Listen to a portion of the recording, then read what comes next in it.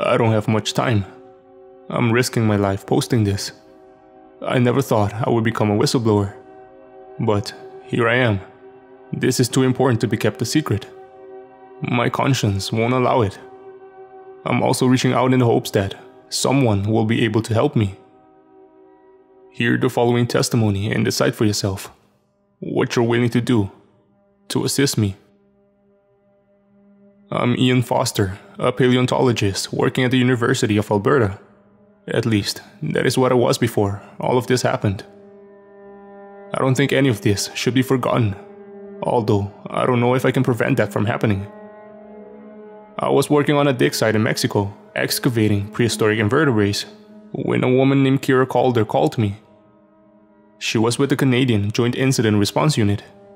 I hadn't heard of them before, but apparently they were a subunit of the Canadian Special Operations Forces Command. Kira told me they had sent a plane to pick me up at the airport. She wasn't at liberty to disclose any details over the phone. All she said was that there had been a discovery. I couldn't imagine what type of discovery would involve both the military and a paleontologist, but I was excited to find out.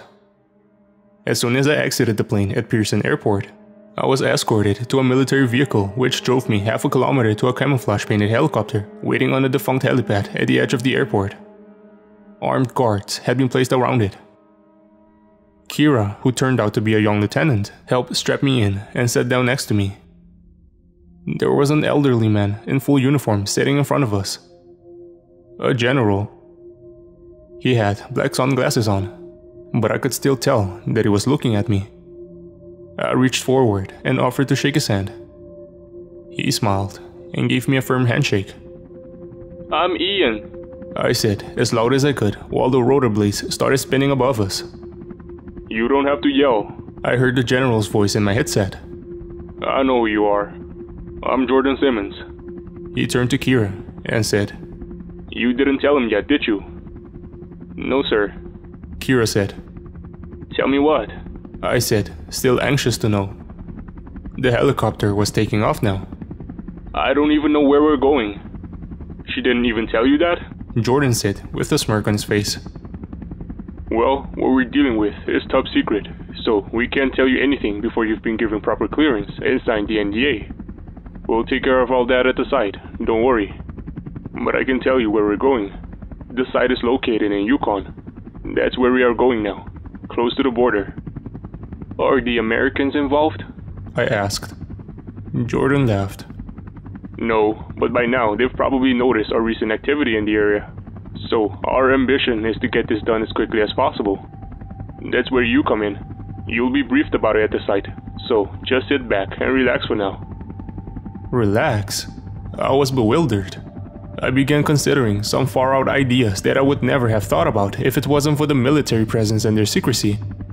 The one that intrigued me the most, and that seemed the most plausible among my implausible ideas, was that they had found a living specimen of a prehistoric species that they now wanted me to identify. A living dinosaur. It was a ridiculous thought, of course, but still very exciting. It had been one of my most common fantasies during childhood, to get a chance to see a living dinosaur. Thinking about it now, I felt like a little kid again. We landed on a field in the middle of nowhere. It was chilly, something made worse by the fact that I wasn't dressed properly. You'll be given some warmer clothes when we arrive, Jordan said while we waited outside the helicopter. Jordan lit a half-smoked cigar that he had kept in his breast pocket. A military jeep appeared in the distance. The sun was about to set behind some white-capped mountains, making it darker for every passing minute. And when it arrived, the stars had appeared in the sky. My heartbeat increased more and more the closer we got to wherever we were going. I imagined the so-called site to be a temporary base of operations, with military tents and some kind of storage unit where they kept the discovery. This turned out to be wrong. About 2 hours later, we arrived at a recently abandoned construction site in the middle of the boreal forest. The military personnel, only around 30 men and women, were using the facilities formerly used by the construction workers. You'll sign the necessary papers now, Kira said. After that, you'll be shown the barracks where you'll meet the rest of the team. You'll all be briefed in the morning. After I had signed all the papers, and there were a lot of them. I was shown the barracks where the rest of my team was. They were already sleeping in their bunks, but Kira woke them up by turning on the lights. There were 4 people, all of them civilians, just as myself. I recognized one of them from a conference I attended once. They shortly introduced themselves to me. We weren't all paleontologists, it turned out, but everyone, except one, had experience in fieldwork on different dig sites. There were 1 more paleontologist and 2 archaeologists. The last guy was apparently a railway enthusiast. This setup pretty much killed my childish dream of seeing a living dinosaur. We weren't here because of my expertise in prehistory, but because of my experience with carefully digging things up from the ground. It made me feel ridiculous for even considering my far-out ideas. I also felt disappointed. Was this just some boring excavation of some forgotten Cold War equipment or something? My confusion prevented me from getting any sleep during most of the night, and just when I felt ready to doze off, Jordan opened the door and let in the light of dawn. "Howdy," he said, with a new cigar between his lips and a friendly grin on his face. "Please get dressed and step outside. I will brief you on the way to the location." Kira stood next to him with some papers in her hand. I was the first to join them outside of the barrack. It was chilly outside, but the morning sun still gave me a warm feeling. I could see my breath evaporating in the air. A few armed guards patrolled the area in the distance. I could hear some radio chatter in their direction. The next person to come out of the barrack was the train enthusiast. He was slightly overweight and maybe in his mid-20s. "I'm Rodney Timbrell," he said. "I like trains." He had some trouble making eye contact, and he scratched his chin with his finger while he talked as if it was a nervous tic. "I'm Ian," I said. "I like dinosaurs." Rodney immediately looked me in the eye and smiled. "What's your favorite dinosaur?" he said with an abnormal enthusiasm in his otherwise robotic voice. I began, but was interrupted by the others coming outside. There was a woman my age named Jiang Chen, and 2 middle-aged men named Stephen Williams and Miguel Boisclair. They all looked sleep-deprived. "Okay," Jordan said and began walking up toward the forest. Kira was a bit surprised by this and quickly ran up to him. "Come on, let's get going," Jordan continued. We all followed. "What do you think they found?" Jiang whispered to me. "I have no idea, to be honest," I said. I didn't want to admit what I had been thinking. "It's probably some military equipment, maybe an aircraft or some weapon. 2 weeks ago, the construction workers at this site accidentally unearthed something," Jordan said as he continued to walk. "It's the kind of thing you wouldn't believe if I told you. So, I'm going to show you. It's not dangerous though, so no need to be alarmed. It's just... well, it's strange. Frankly, I'm hoping you'll be able to give me a better explanation than I'm able to give you. Perhaps it's nothing, and we can all go home tomorrow." We came to a clearing where the construction workers had just begun digging the foundation to a building. The military had put the hole under a camouflage tent, and 3 armed guards surrounded it. It made me feel uneasy. "Come on," Jordan said. "Step forward and look down this hole." It wasn't deep, but they had reached the bedrock. I couldn't see anything out of the ordinary. "You can't see it, can you?" Jordan said. "It's small, and I bet it's too strange for your brains to even consider the pattern. But it's there. Look at the corner." He pointed with his cigar. "Look carefully." We all gathered at the corner of the hole and looked down. It wasn't obvious, but after being told to look for something out of the ordinary, it only took us a few seconds to recognize it. Rodney was the first to speak. "Those are train wheels." "That's what it looks like," Jordan said. "Train wheels. Or to be more precise, fossilized train wheels." The pattern was obvious. 2 train wheels seen from the side. I didn't know what to believe. If it truly was a fossil, it was older than any train that had ever existed. Miguel laughed. "You brought us all the way out here for this? Tabernacle, it's obviously fake." "And how did you reach that conclusion?" Jordan said calmly. "Because there weren't any trains that far back in the past." Well, that's the conundrum, Jordan said. There shouldn't be fossilized trains, and yet, here, we are looking at one. Well, it's a hoax, Miguel said. Or someone's art project. The construction workers didn't just dig this hole and found the train wheels like this, Kira said. They removed the layer of the bedrock and found this underneath. Unless someone was able to carve the inside of the rock, this fossil is genuine. Or the construction workers removed a piece of rock that had been placed on top of it, Jiang said. I mean, what you're suggesting here is impossible. Any other explanation is better. Jordan sighed and said, We know this is real. Before we decided to bring you here, we successfully, albeit a bit unprofessionally, removed some more of the layer of rock and were able to reveal more of the wheels. So, no one has carved this pattern into the rock. But sir, I said with some hesitation, these are the kind of rock we found dinosaurs in close to Alberta. It's millions of years old. I can't say anything for sure without a closer examination, but I'm pretty confident that before we brought you here, Jordan said, we had some of the rocks sent to a lab for dating. I'm no expert, but Kira, help me out here, would you? Sir, they used radiometric dating methods, she said. And? Jiang asked. How old is it? It's... Kira cleared her throat as if she was about to say something she couldn't wrap her own mind around. It's approximately 65 million years old. Jiang crouched down and put her hands on her forehead in disbelief. I felt the same way. I think we all did. There was a moment of silence, and then Jordan spoke. It's a tough nut to crack. He took a puff on his cigar. That's why we brought you here. We suspect there's an entire train car hidden beneath the rock, and we need you to unearth it for us. It's a subway, Rodney exclaimed with a huge smile on his face while scratching his face excessively. The wheel arrangement hints at an electric train, most likely a subway car considering the size.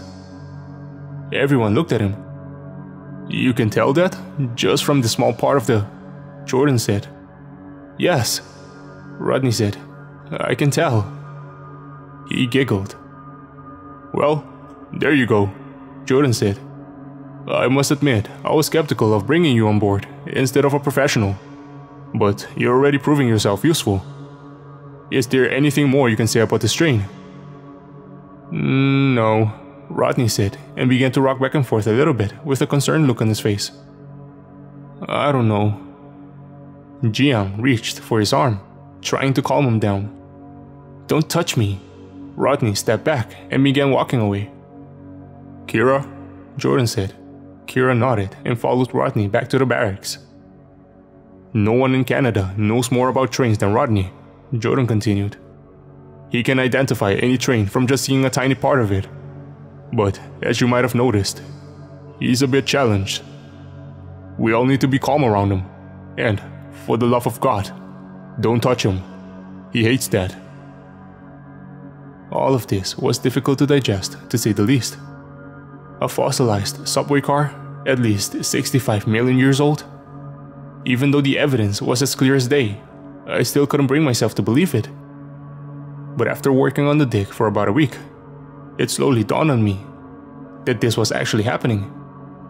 With unlimited funding, the dig was a dream come true for all of us. The mystery of it all made it even more exciting. But it was hard work, probably the hardest work I've ever done on the field. We were short-staffed, given the general's order to keep as few as possible in the know, and we took a beating because of the cold weather. Still, we worked tirelessly from dawn to dusk every day. Little by little, more of the train car was revealed. I worked closest to Jiang, to begin with because she was the only other paleontologist on the site, but later on because we clicked in a way that I hadn't clicked with a woman in a long time. We had a lot more in common than just our field of work, it turned out, and over time, I began daydreaming of asking her out when all of this was over. She worked pretty far from me, at a university in Ontario, but if things worked out, I thought I wouldn't mind moving there. All of this was maybe wishful thinking, but I thought I saw some signs that my feelings were mutual. About 3 months in, while exposing one of the windows in the middle section of the train car, we began seeing a truly disturbing pattern. It was one of the passengers. The only one we found. We could only see the person vaguely, as a partly eroded face looking straight at us through the window. It was twisted into an expression of horror. After having excavated a larger part of this section, we could see that the person held something up against the window. All we could tell from looking at the fossilized object was that it was rectangular in shape. There were no details indicating what it could have been. They had vanished a long time ago. We all stood around the face in a circle, looking at it without saying anything. "Well, I'll be damned," Jordan finally said after having lit another cigar. "A person. It doesn't look like he wanted to be there." He paused and looked at Kira, who stood next to him. "Do you think this changes things?" "I wonder who it was," Jiang said. "A time traveler?" We had talked a lot about where the subway car could have come from. Miguel was still insisting on explanations that didn't violate any laws of physics. But over time, his explanations had become more and more constrained. After all, it only looked like one thing: time travel. Before this, none of us would have believed in it, of course. But aside from Miguel, it had now become our working hypothesis. We hadn't been given any chance to talk about it with Jordan though, who didn't want to discuss the military's theories with us. It wasn't until now, when staring at the face in the ground, that he spoke about it. "An involuntary time traveler," he said. "This does change things." "What aren't you telling us?" I asked. "We need to be in the know if you want us to be able to do a good..." "Alright. Well," he said. "All we have is speculations, really. Our team of experts back in Ottawa theorized that it was a result of some future experiments with time travel.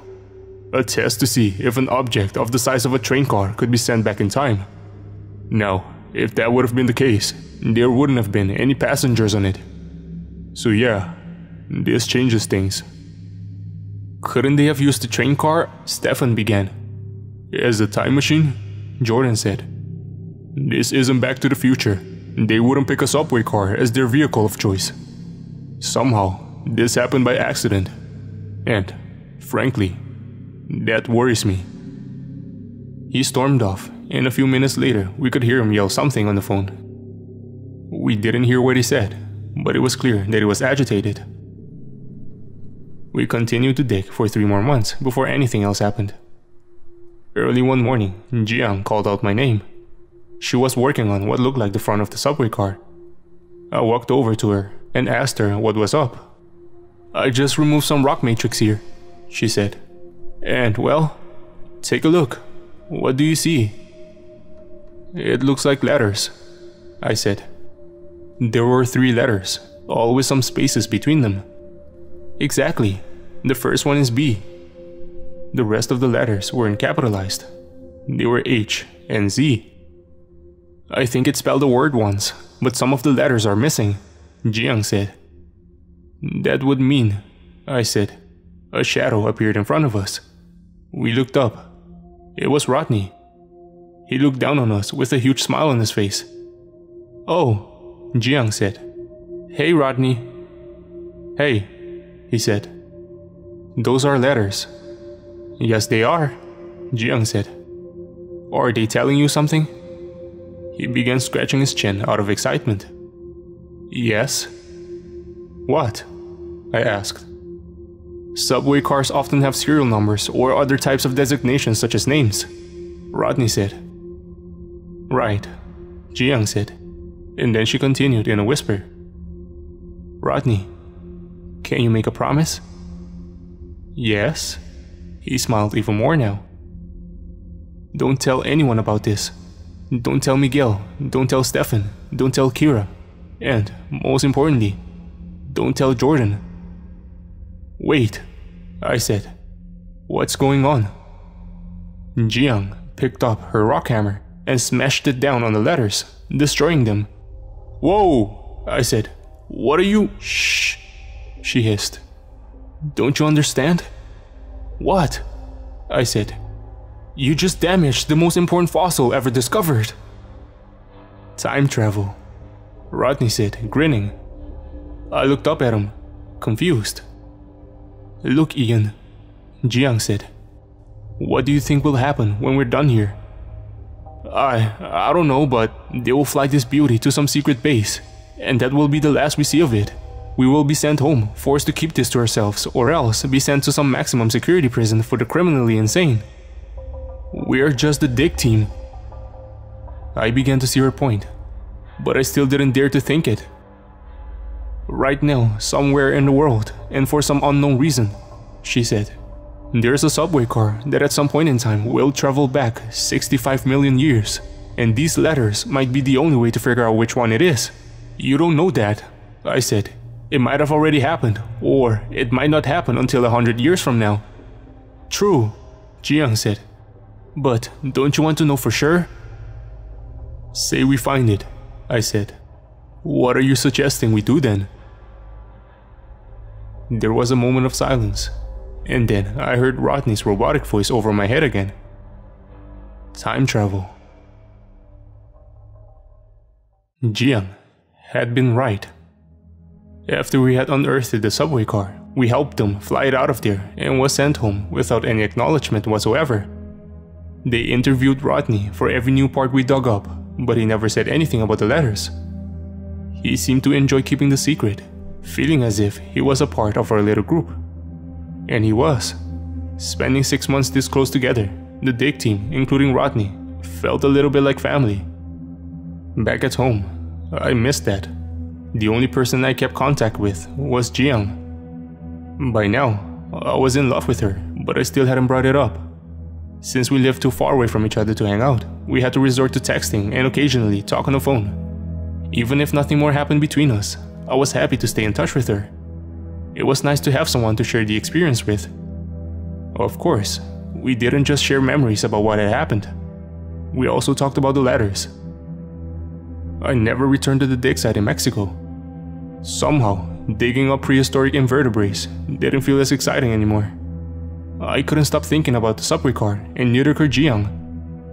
We spent a lot of our free time researching different subway systems, trying to find a subway car that had a word with the letters B, H, and Z written on it. It was like finding a needle in a haystack. We didn't have any success, and after a few months, I began to think that the subway car we were looking for hadn't been built yet. It was time for me to move on, I thought. But just a few days later, I received a phone call. What's your favorite dinosaur? Rodney, is that you? Yes. I'm happy to hear from you. How are you doing? I found it. You found it? Yes. Are you talking about the subway car? Yes. Well, where is it? It's in Stockholm. Rodney's childish excitement made me smile.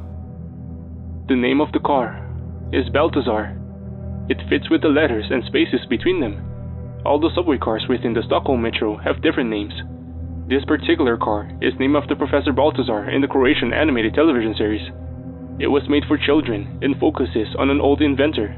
It was produced between 77 and 70. Okay, slow down, I said. I don't need to know all the details about that. Are you saying this subway car is being used right now in the Stockholm Metro? Yes. Aren't you paying attention? I was texting Jiang as I spoke with Rodney. Talking to Rodney right now. He has found it. Rodney, have you talked to anybody else? No, it's our secret. Okay, good. Where are you now? In Stockholm. What? I was more than surprised to hear this. How did you— First, I took a taxi to the Toronto Pearson Airport. There, I bought a ticket to— Right, I said. Well, have you localized the subway car? I'll wait for you and Dr. Chen. I'm staying at the Radisson Blue Waterfront Hotel. Get over here now. I don't like to wait, okay? I was excited to go to Stockholm to investigate the subway car. Given how extraordinary this discovery was, it would have been foolish not to go, and equally foolish to return before we had the answers we wanted. Hence, this had to be, if not a lifetime commitment, so at least a research project spanning years. Jiang texted me and said she was already packing, but I still needed some time to think it all over. In the end, however, I decided to take a leave of absence from the university. Jiang gave me some additional motivation to go, just by going herself. If I came along, it would mean I would get to meet her again and maybe get a chance to be with her like I had wanted for so long. I bought a plane ticket to Stockholm and almost packed my entire wardrobe since I didn't know when I would return. A part of me wondered if I should have prepared more for the possibility of traveling back in time. But the idea of catching the subway car at the right time, if there even was such a time, still seemed insane to me. It would most likely take several years of traveling. Even then, there weren't any guarantees. I was happy just going there to see if we could find some clues. I didn't meet Jiang until I came to Stockholm a few days later. It was just as nice to see her again as I had thought. Embracing her, even only as a friend, convinced me that I had made the right decision. We went to the hotel Rodney was staying at together. He opened the door with a huge smile. He had a white t-shirt on, saying, "I love trains," with a locomotive printed on it. We started talking about what to do and how to do it almost immediately. I was just about to suggest my modest plan of trying to find clues, perhaps by investigating the tunnel system, when Jiang interrupted me by saying, "I think the first question we need to ask ourselves is how we can make sure to be on the train the day it goes back in time." "Hold on," I said. "We don't know if it's going to travel back in time. I mean, it's still possible that one of Miguel's more down-to-earth explanation is true. And even if it does travel back in time, it could be years, even decades from now. During all that time, we would have to travel on this specific subway car every day." "So?" Jiang said. "I'm ready to sell my house if it means—" "Oh, come on," I said. "We would have to live like homeless people, giving up everything for the slight chance." Rodney's smile had grown bigger and bigger while listening to us. And now he finally spoke up. "You don't need to worry. The traffic administration has ordered 48 new trains of Model C30 at a cost of 5 billion Swedish crowns. The trains are manufactured in Germany and deliveries have already started. Right now, tests are being carried out without passengers. Thereafter, tests with passengers will be done and evaluated before the trains can be taken into full operation, probably in about 1 or 2 years. Initially, the new trains will only roll along the red line, which happens to be the same line where Balthazar is being used." "That means we have a time frame," Jiang said. "We know that the subway car will travel back in time before it's put out of commission, since there was a passenger inside the fossil." 2 years is still a long time, and I swallowed heavily. We would basically have to live within the metro system during that time. How will we support ourselves? I mean, for crying out loud, how will we even be able to go to the bathroom?"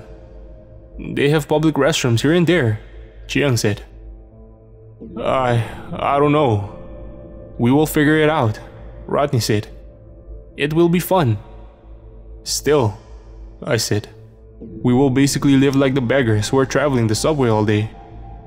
"But we won't be beggars," Jiang said. "We will be on a scientific expedition, albeit an unusual one. And 2 years is just the worst case scenario. It isn't that long." Rodney had grown impatient by all the talking and exclaimed, "I want to live on this train and go see some dinosaurs. I love trains and dinosaurs." I didn't think it was responsible of us to bring Rodney along. He had been of great help to us, but he didn't seem to understand how dangerous our plans were, and if we would succeed with the impossible, I couldn't imagine him surviving for long. "It's not safe," I said in the last attempt to save him from his own determination. "We might not make it." "I don't care," he said, rocking back and forth. "I want to go. I want to go as soon as possible. I can help. Trust me. I know a lot about dinosaurs as well."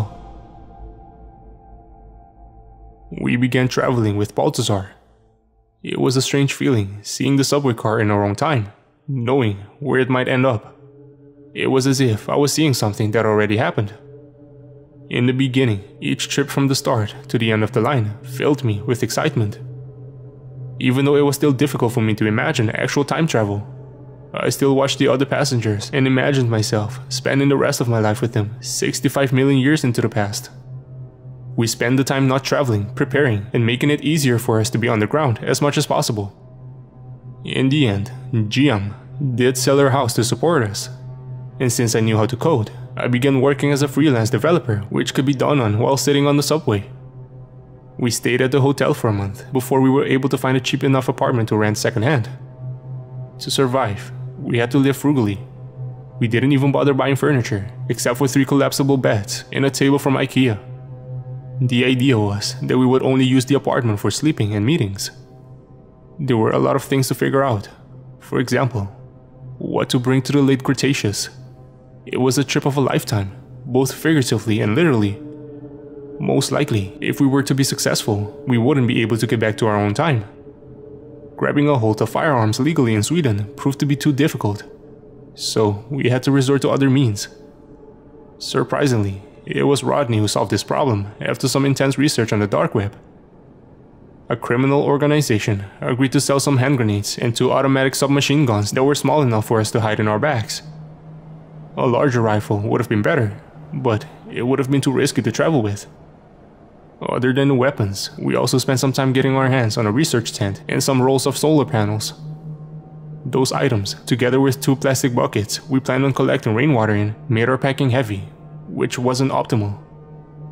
We lived like this, like underground dwellers, for a long time. Days became weeks, and weeks became months. People began to recognize us, probably assuming we were living on the streets. Some people even gave us coins. My beard, which was long and shabby at this time, most likely contributed to this.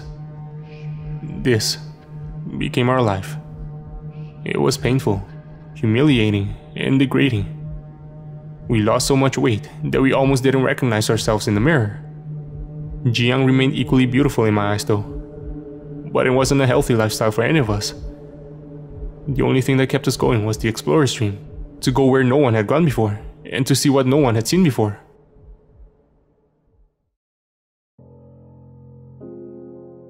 After 1 year, Jiang became depressed. I felt the same. It wasn't that she was giving up. It was just such a hard life. She cried a lot at night. I tried to comfort her, but for some reason, it felt uncomfortable. I had never confessed my feelings for her, mostly because she never showed me any signs of sharing them. But I think she knew, which made my approaches awkward. Rodney didn't seem to be as bothered by our way of life. He said it was similar to how he used to live before. He shifted his interest completely from trains to survivalism and living in the wild. During this time, he read every book on the topic and had practically memorized everything. Just before Jiang and I gave up under the pressure, almost at the 2-year mark, someone I recognized stepped on the train.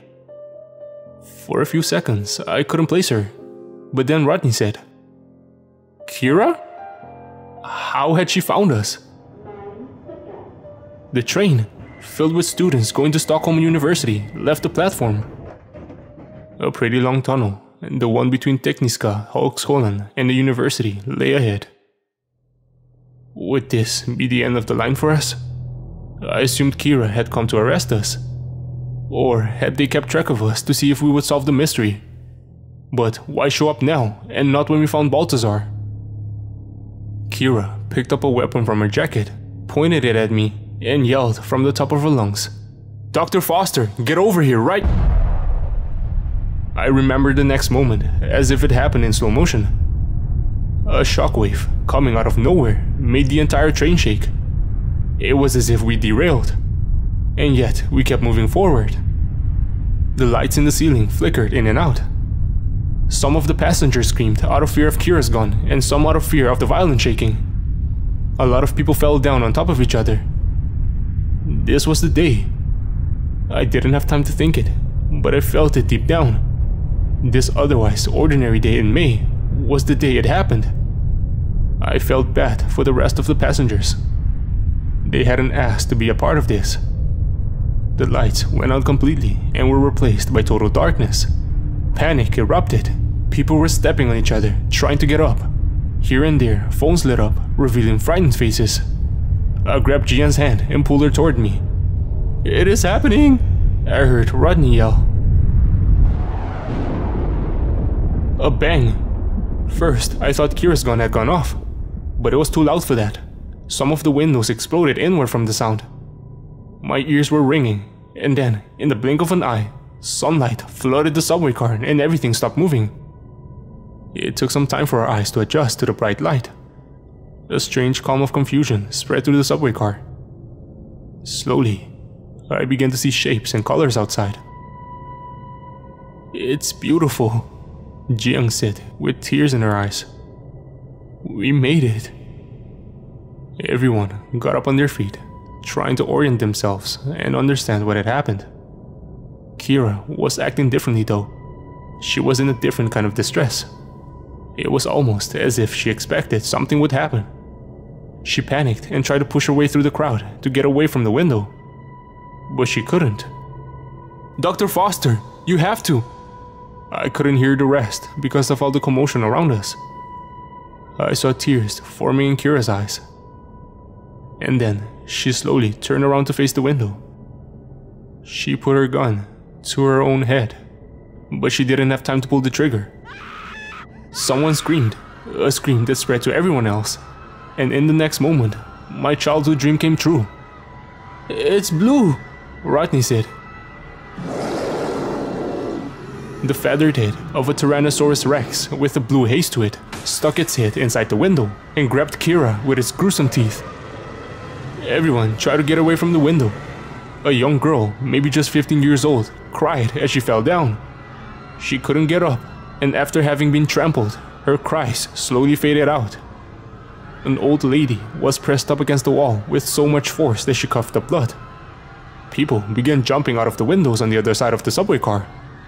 They tried to run, but after just a few meters, they saw something that made them run back.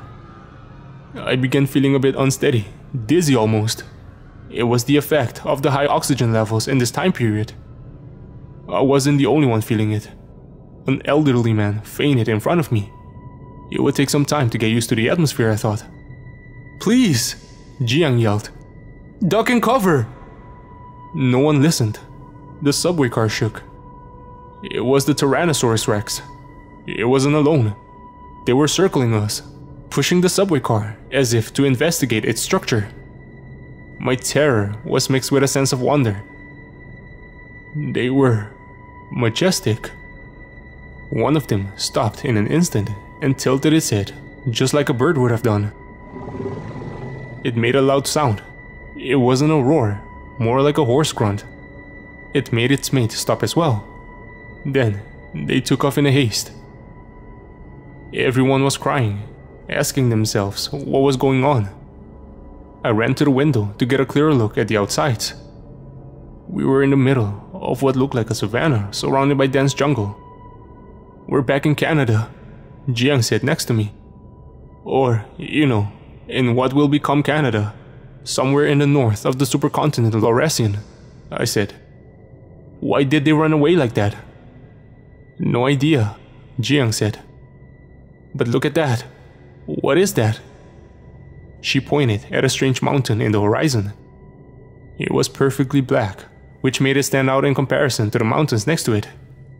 Dark spires rose to the sky around it, and huge clusters of what I could only assume was some kind of pterosaurs circled the top. "I don't know," I said. And before I could say anything else, I was interrupted by something that felt like a tiny earthquake. "Oh my God!" someone yelled in Swedish. Everyone began to panic again. I pushed my way to the other side of the subway car and looked outside. Kira's body lay on the ground, her head missing. But that wasn't what had made everyone afraid. Something was coming out of the jungle.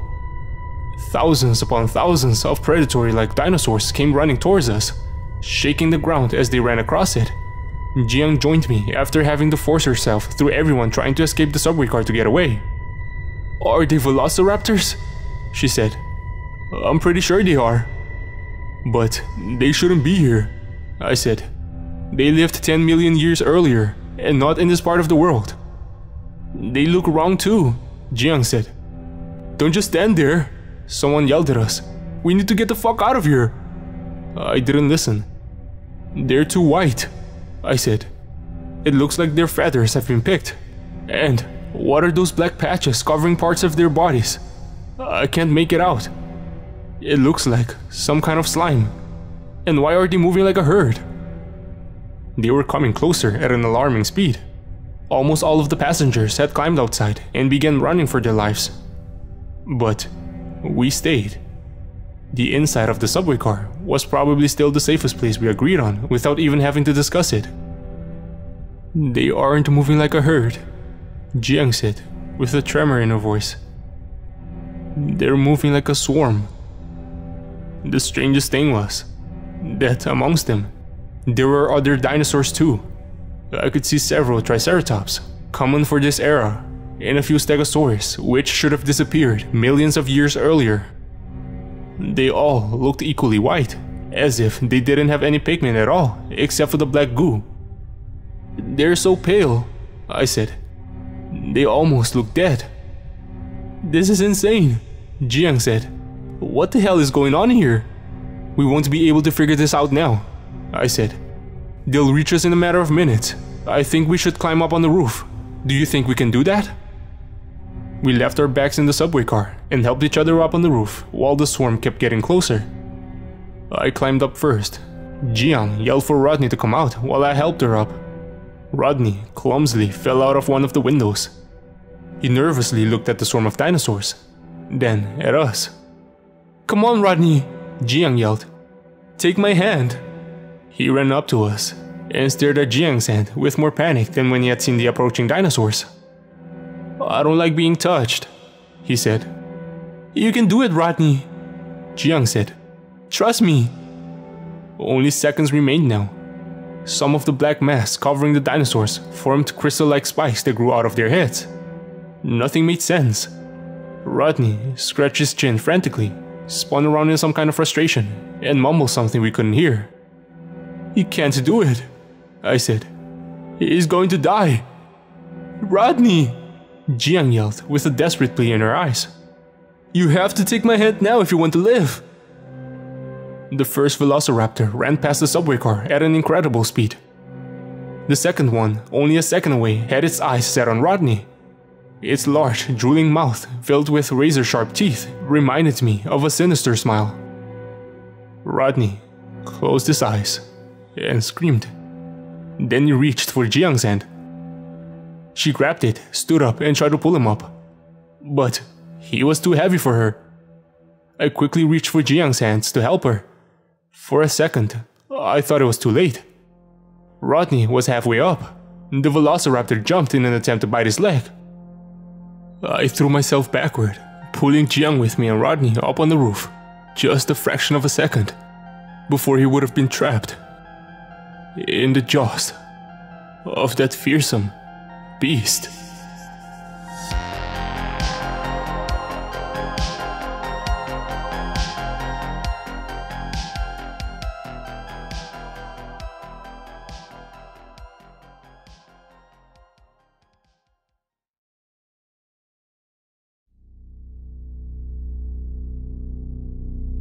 The subway car almost fell over as the swarm passed by.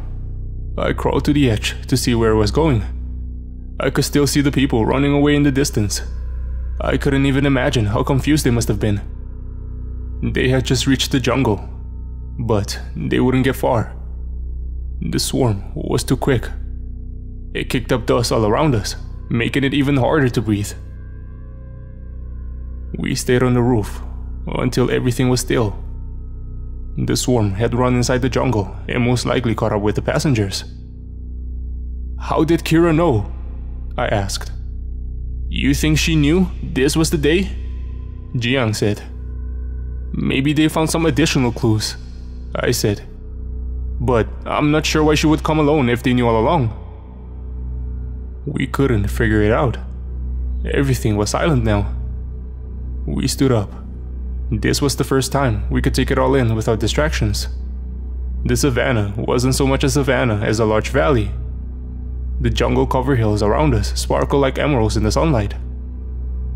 It looks so young, I said. The earth looks young. Actually, Rodney said, catching his breath. Earth is still billions of years. I know, I said. But can't you sense it? A world without humans. A world without civilization. Think about it. Right now, we are the most intelligent beings on the planet. As I said that, my gaze landed on the ominous black mountain on the horizon. Its organic spires moved slightly left to right. What are we going to do with the bodies? Jiang asked. Do you think we should bury them? She meant Kira and a few of the others who hadn't survived. There's no time for that, I said. We need to find somewhere to take shelter as soon as possible. I guess you're right, Jiang said with sadness in her voice. Poor Kira. She was a good person. Do you think we're to blame? What? I said. No, of course not. We climbed down and grabbed our bags. I wasn't used to holding a gun, especially not a submachine gun.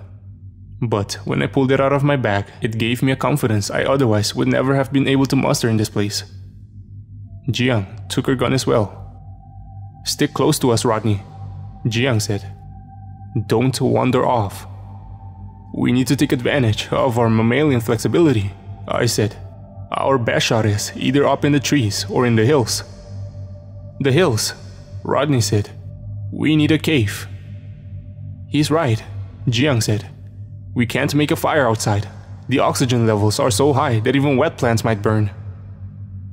We headed towards the largest hill. I stopped for a moment and looked back at the subway car. It didn't belong here. Seeing it standing in the middle of this valley at the end of the Cretaceous period felt surreal. How did it end up here? So far, none of our questions had been answered.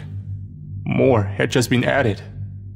As soon as we stepped into the jungle and began walking up one of the first hills, we heard smaller animals, perhaps our own prehistoric cousins, hiding away in the bushes.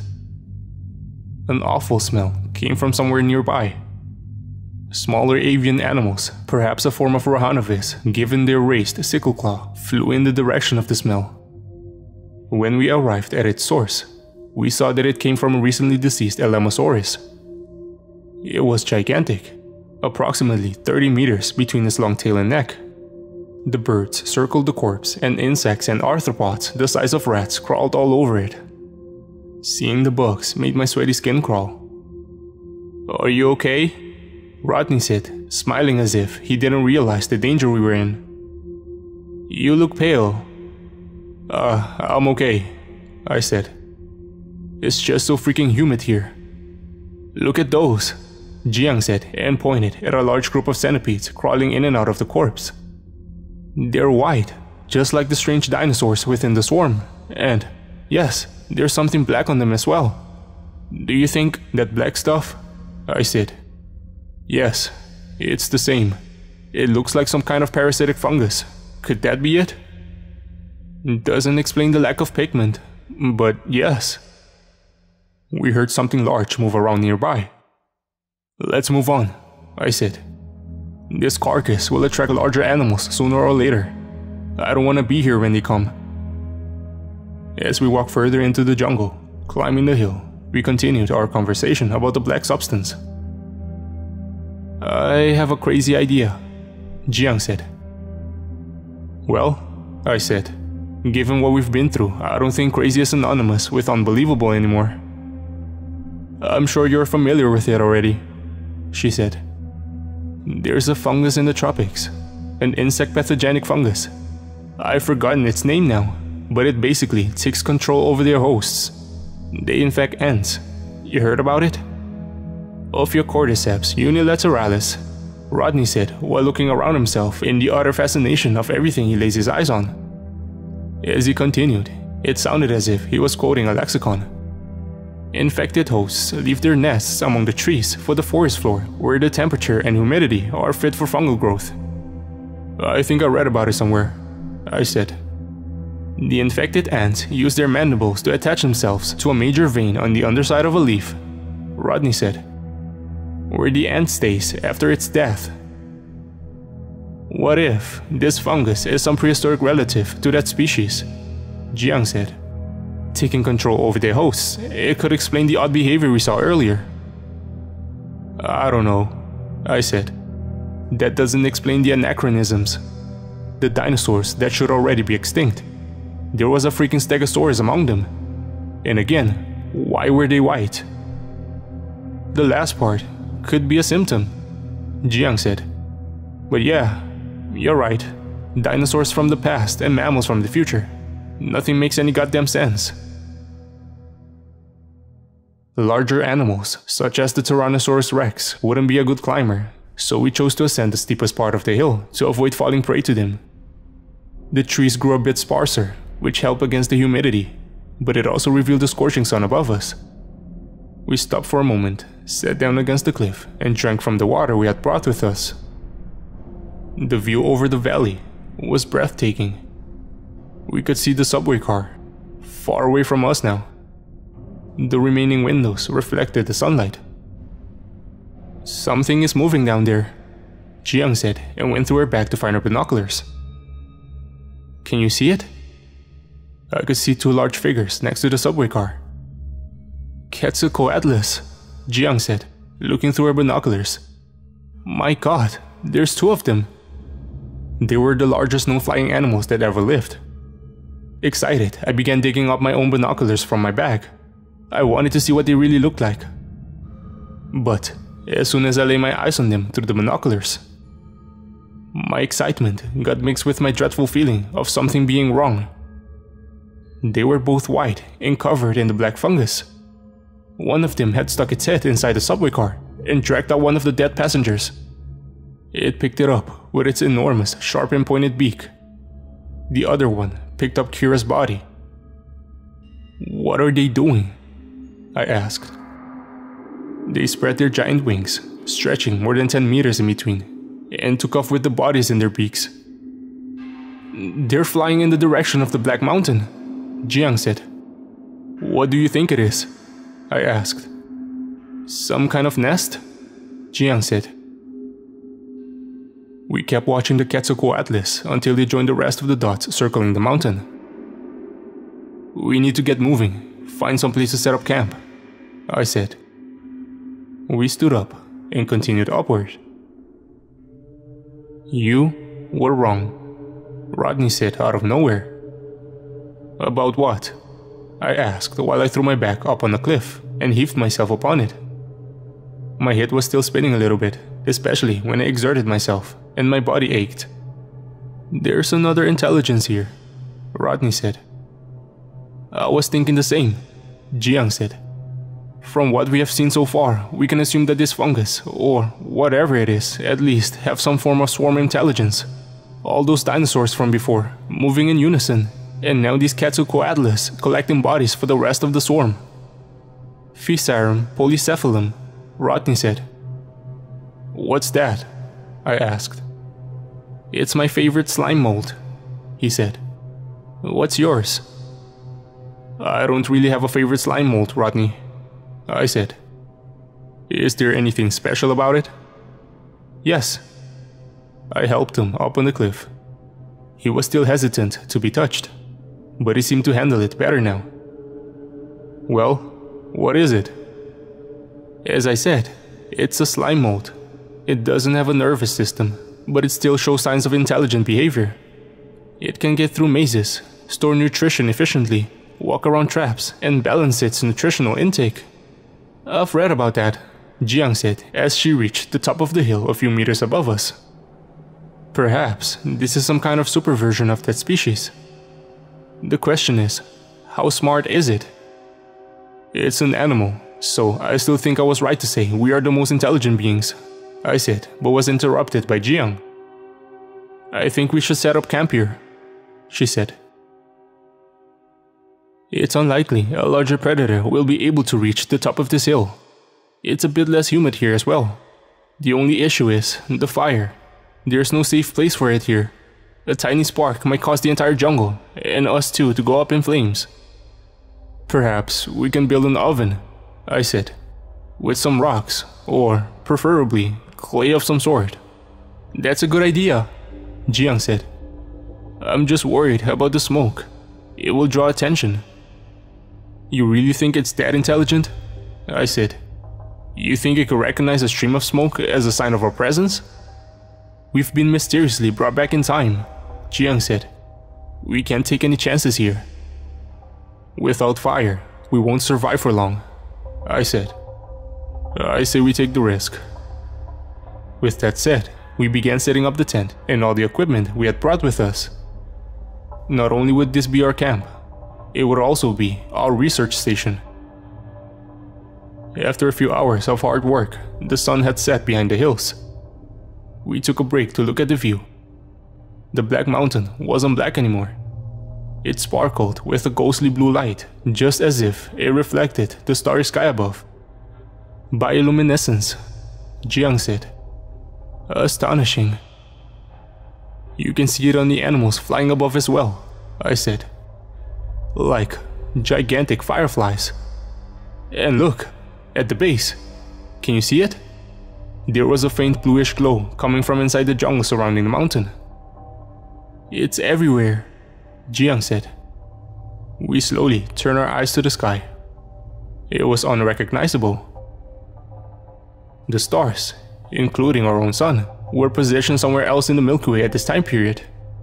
Without being able to know which ones, some of the stars that we were seeing weren't even alive anymore in our own time.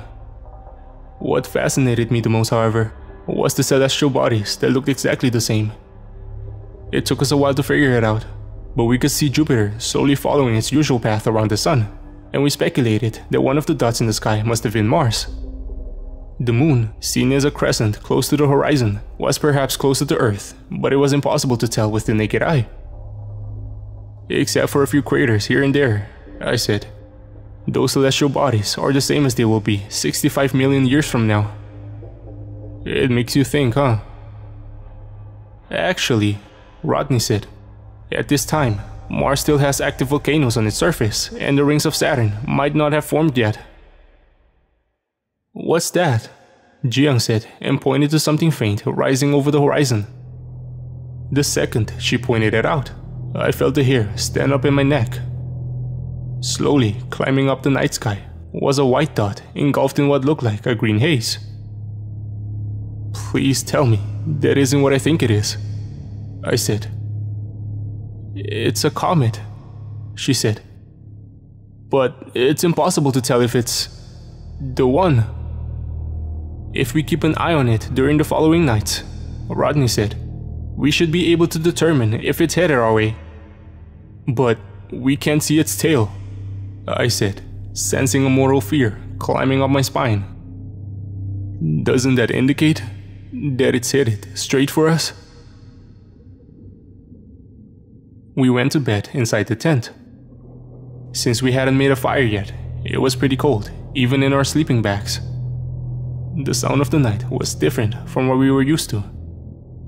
There weren't any crickets chirping, just frightening roars, grunts, and an occasional nearby hissing that made my blood run cold. A lingering sense of doom from when we saw the comet made it even more difficult for me to focus my thoughts. Everything was uncomfortable. I kept thinking that I could still smell the cadaver from earlier, but I couldn't be sure if it was that or something else. And my beard was itching so much it almost drove me insane.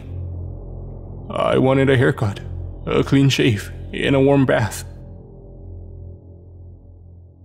The next day, we built an oven in the ground, doing our best to divert and hide the smoke from it, and had a discussion about what we ought to eat to stay alive. I suggested we could hunt small mammals, since it would have been too dangerous to hunt dinosaurs and too difficult to hunt birds. But Jiang strongly objected to that. Are you crazy? She said. Mammals? What do you mean? I asked. They're small. We don't know which species is our earliest mammal ancestor, she said. What if one of the individuals we kill carries a mutation that would have proven necessary for humanity to evolve? It was difficult for me to think. I didn't feel like myself. Before arriving here, I considered myself a rather intelligent man. But now, it felt like my thoughts were traveling through maple syrup. I felt slow and dull. I hadn't adapted to the oxygen levels, not as well as Jiang and Rodney seemed to have done. I put my hands on my forehead and concentrated as hard as I could. Okay, I said. But our trip here already happened. We found the subway car. So, whatever we do, we already know that it won't lead to humanity never evolving. Maybe that's because we decided not to eat any mammals, Jiang said. Let's not challenge fate, okay? I closed my eyes and tried to think even harder. This makes my head hurt, I said. What were we even talking about? Oh yeah, the food. What do you suggest we eat? Insects, Jiang said. Insects and other types of bugs. I felt sick just thinking about it, and even sicker when we made our first entomophagic meal in the oven. It was disgusting. We did try some fruits that we observed a group of Alamosaurus eating, but they were so bitter that it was difficult to swallow them without throwing up. We usually stay close to camp. Anything else we deemed too dangerous. There were enough to study right where we were, so it really wasn't a problem from a research perspective. The view over the valley also gave us ample opportunity to study life down there without getting too close to it. We did, however, build a lookout, a small observation platform among the canopies at the base of the hill, which we used to study birds and the life on the ground beneath the trees. In the beginning, our observations interested me a great deal, even in my less than comfortable condition.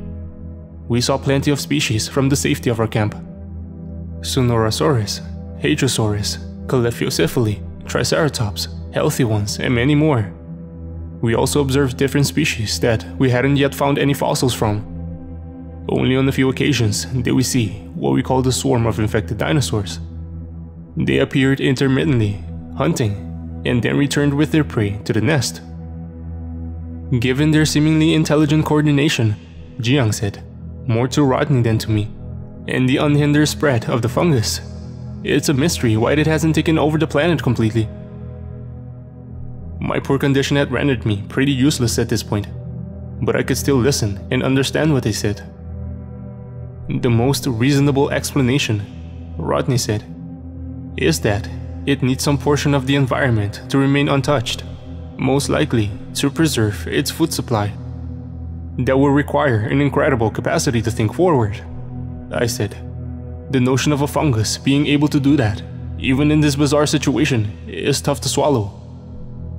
I don't know, Jiang said. Maybe.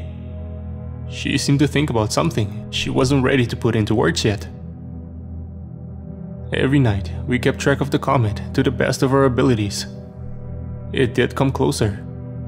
My fear of death increased for every measurement. And then, one night, it disappeared. It had passed us. I was immensely relieved, but my life didn't improve by much. We spent months doing the same routines around the camp. We collected bugs to eat, spent hours observing the valley, and even more hours documenting and cataloging our findings. Jiang and Rodney did it with all the passion of true naturalists. For them, all the hardships were worth it. They made peace with the fact that this was their life now and adapted to the new circumstances in a way I never managed to do.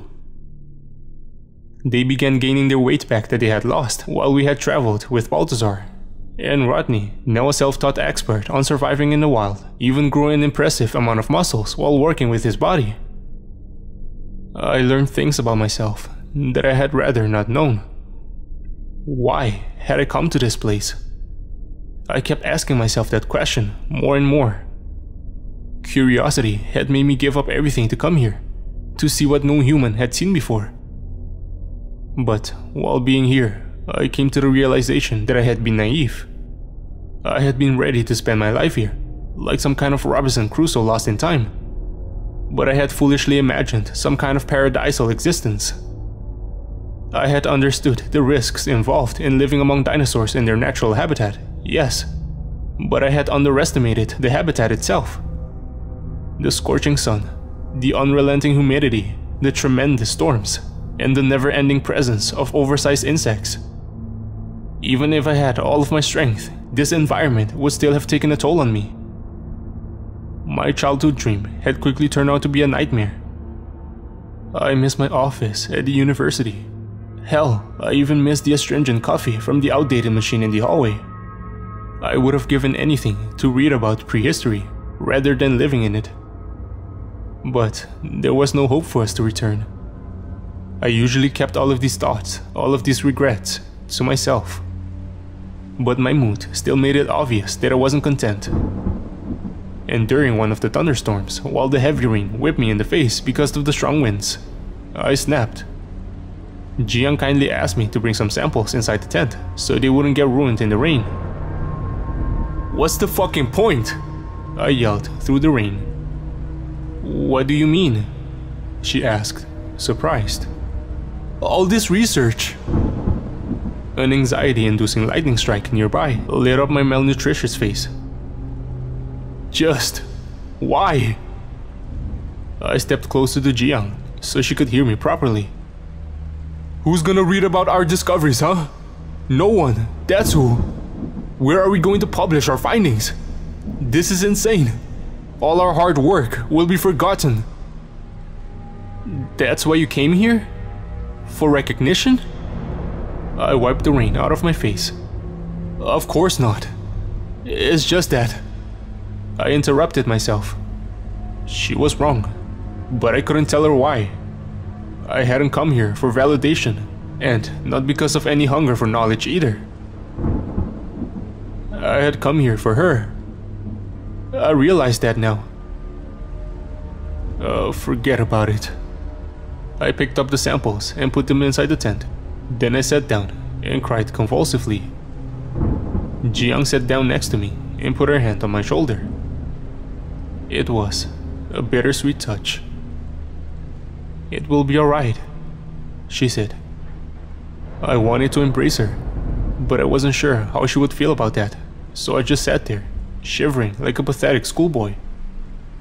I want to go home," I said between my sobs. "I'm just so tired, you know?" "We just have to adapt," she said. "There's still a lot to figure out about this place." And she looked at me as if she was worried about something. "I have a feeling our research might be more important than you think." "Is everything alright?" Rodney, who had been spending the day up inside the lookout, poked his head inside the tent with one of his now somewhat confident smiles. I thought I heard yelling. Jiyoung let go of my shoulder, a bit too quickly for it to feel natural, and smiled at him in a way she had never smiled at me. "No, we're alright," she said. "Aren't we, Ian?" I nodded. Everything continued as before after this night. Nothing indicated that Jiyoung's intuition about everything turning out alright bore any basis in reality. The storm abated, the merciless sun returned, and the routines continued just as before, and my mental health kept deteriorating. "What's going on?" It was a few months later. Gunfire woke me up in the middle of the night. I stumbled out of the tent, only dressed in my underwear. Jiyoung and Rodney were shooting at something on the ground. Their stern faces were lit up by the fire from the machine guns. "Get the flashlight!" Jiyoung yelled. I ran to the charging station next to the tent and grabbed one of them and shone my light on the ground. The air smelled of the pungent nitroglycerin from the guns, which somehow reminded me of civilization. They had killed a giant snake that had found its way up on the hill. It was white, partly covered with the black fungus. "What does this mean?" I asked. "It found us?" "I don't know," Jiyoung said. "It isn't good." "But it's dead," I said. "It can't return to tell if it doesn't return," Jiyoung said. "More might be sent out." "It's just an animal," I said. "I get that it's clever, but it can't possibly think strategically like..." "Don't touch me!" It was Rodney. "Help!" I shone my light in his direction. My heart almost stopped when I saw what had grabbed Rodney. Jiyoung pointed her gun at them, but couldn't get a clear shot. "Hey!" she yelled. "Let him go!" They were just as white as the other infected animals. But they were humans. They acted swiftly, carrying Rodney down into the jungle while he yelled for our help. The black patches on their naked bodies glowed blue in the dark. It must have taken control over the other passengers, I said in disbelief. We need to get away from here. Jiang was having a panic attack, frantically trying to solve a profound mystery in a matter of seconds. He's gone, I said. We need to go into hiding. No, no, no, Jiang said and leaned over with her hands on her knees. Rodney! Rodney! Rodney! I went inside the tent and grabbed some more ammunition. Then I picked up one of the guns and grabbed Jiang by the arm. Let's go! I was still in my underwear, but there wasn't any time to get dressed. We have to get the fuck out of here. We spent the night hiding up in the lookout. I kept my fingers on the trigger, pointing the gun at the ground. It was our responsibility, Ian, Jiang said beside herself. We failed him. I should have kept my eyes on him. There wasn't anything we could have done, I said. We should never have brought him here, she said. He chose to come here, I said. He was an adult. You know he had special needs. He wasn't. Jia looked down in shame for a minute. And then she looked me in the eye. We have to save him. What do you mean save him? I asked. They probably took him to the nest. We can't go there. We can't leave him behind. She wasn't making any sense, which was understandable given how upset she was. We'll see, I said, trying to comfort her. Let's return to camp tomorrow, in daylight, and grab what we need. After that, we can talk about what to do next. I waited for her to answer, but she remained silent. Okay, okay, she said defiantly. We spent the rest of the night listening to the harrowing sounds of the jungle, unable to sleep. And at sunrise, we returned to the camp. It was untouched. Fat flies circled the dead snake. It looked even larger in the sunlight. The black fungus on its body seemed to move slowly. It was still alive. Pack the essentials, Jiang told me, and grab the plastic boxes and roll up the solar panels. I got dressed and did what she said. I'll sample some of this fungus, she said. Why? I asked. We need to focus on surviving now. Can't you see that's what I'm doing? I want to figure out how to kill this son of a bitch. Where are we going to go? I asked. The lookout, she said with determination in her voice. We don't have time to set up a new camp. We'll have to do everything from there. She was right. The platform was the safest place, but it was tiny and almost didn't have enough space for 2 people. And it became even smaller after I had put the plastic boxes in place to collect rainwater and rolled out the solar panels. From this day on, life became even tougher. Jiang never gave up on her research. She just changed its focus. Instead of relentlessly studying the flora and fauna, she was now obsessed with trying to figure out the weaknesses of the black fungus. She refused to do anything else. I had to take care of all the practical things, such as collecting bugs, a pretty easy task among the tropical canopies, and figuring out ways to cook them without starting a wildfire. Although we lived extremely tight together, we drifted apart more and more. We only spoke if necessary.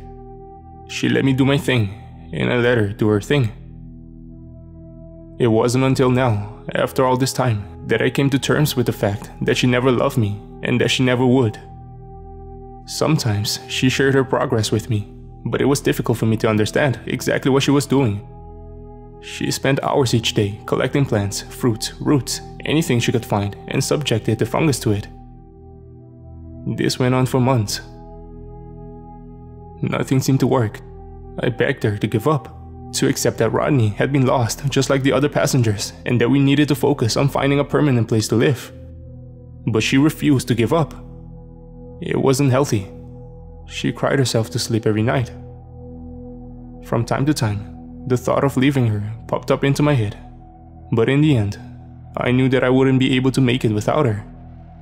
It wasn't just that I was too weak, I was too scared as well, and even though we didn't get along as well as we once did, I still cared about her. I still had feelings for her. Over time, Jiang seemed to be getting ready to give up.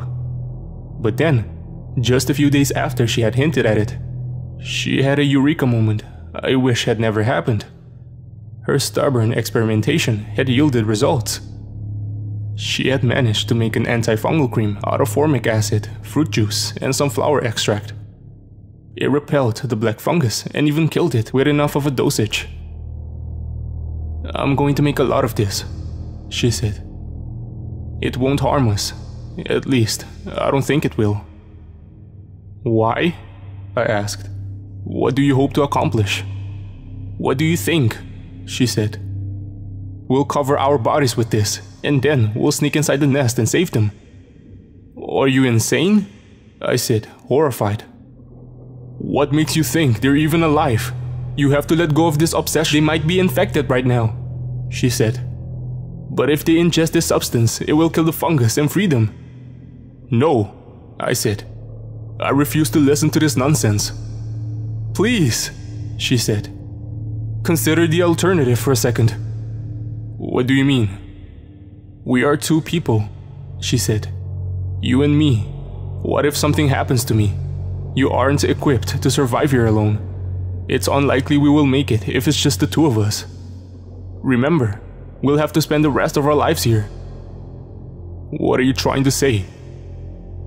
"Our only hope for long-term survival is to save the others," she said.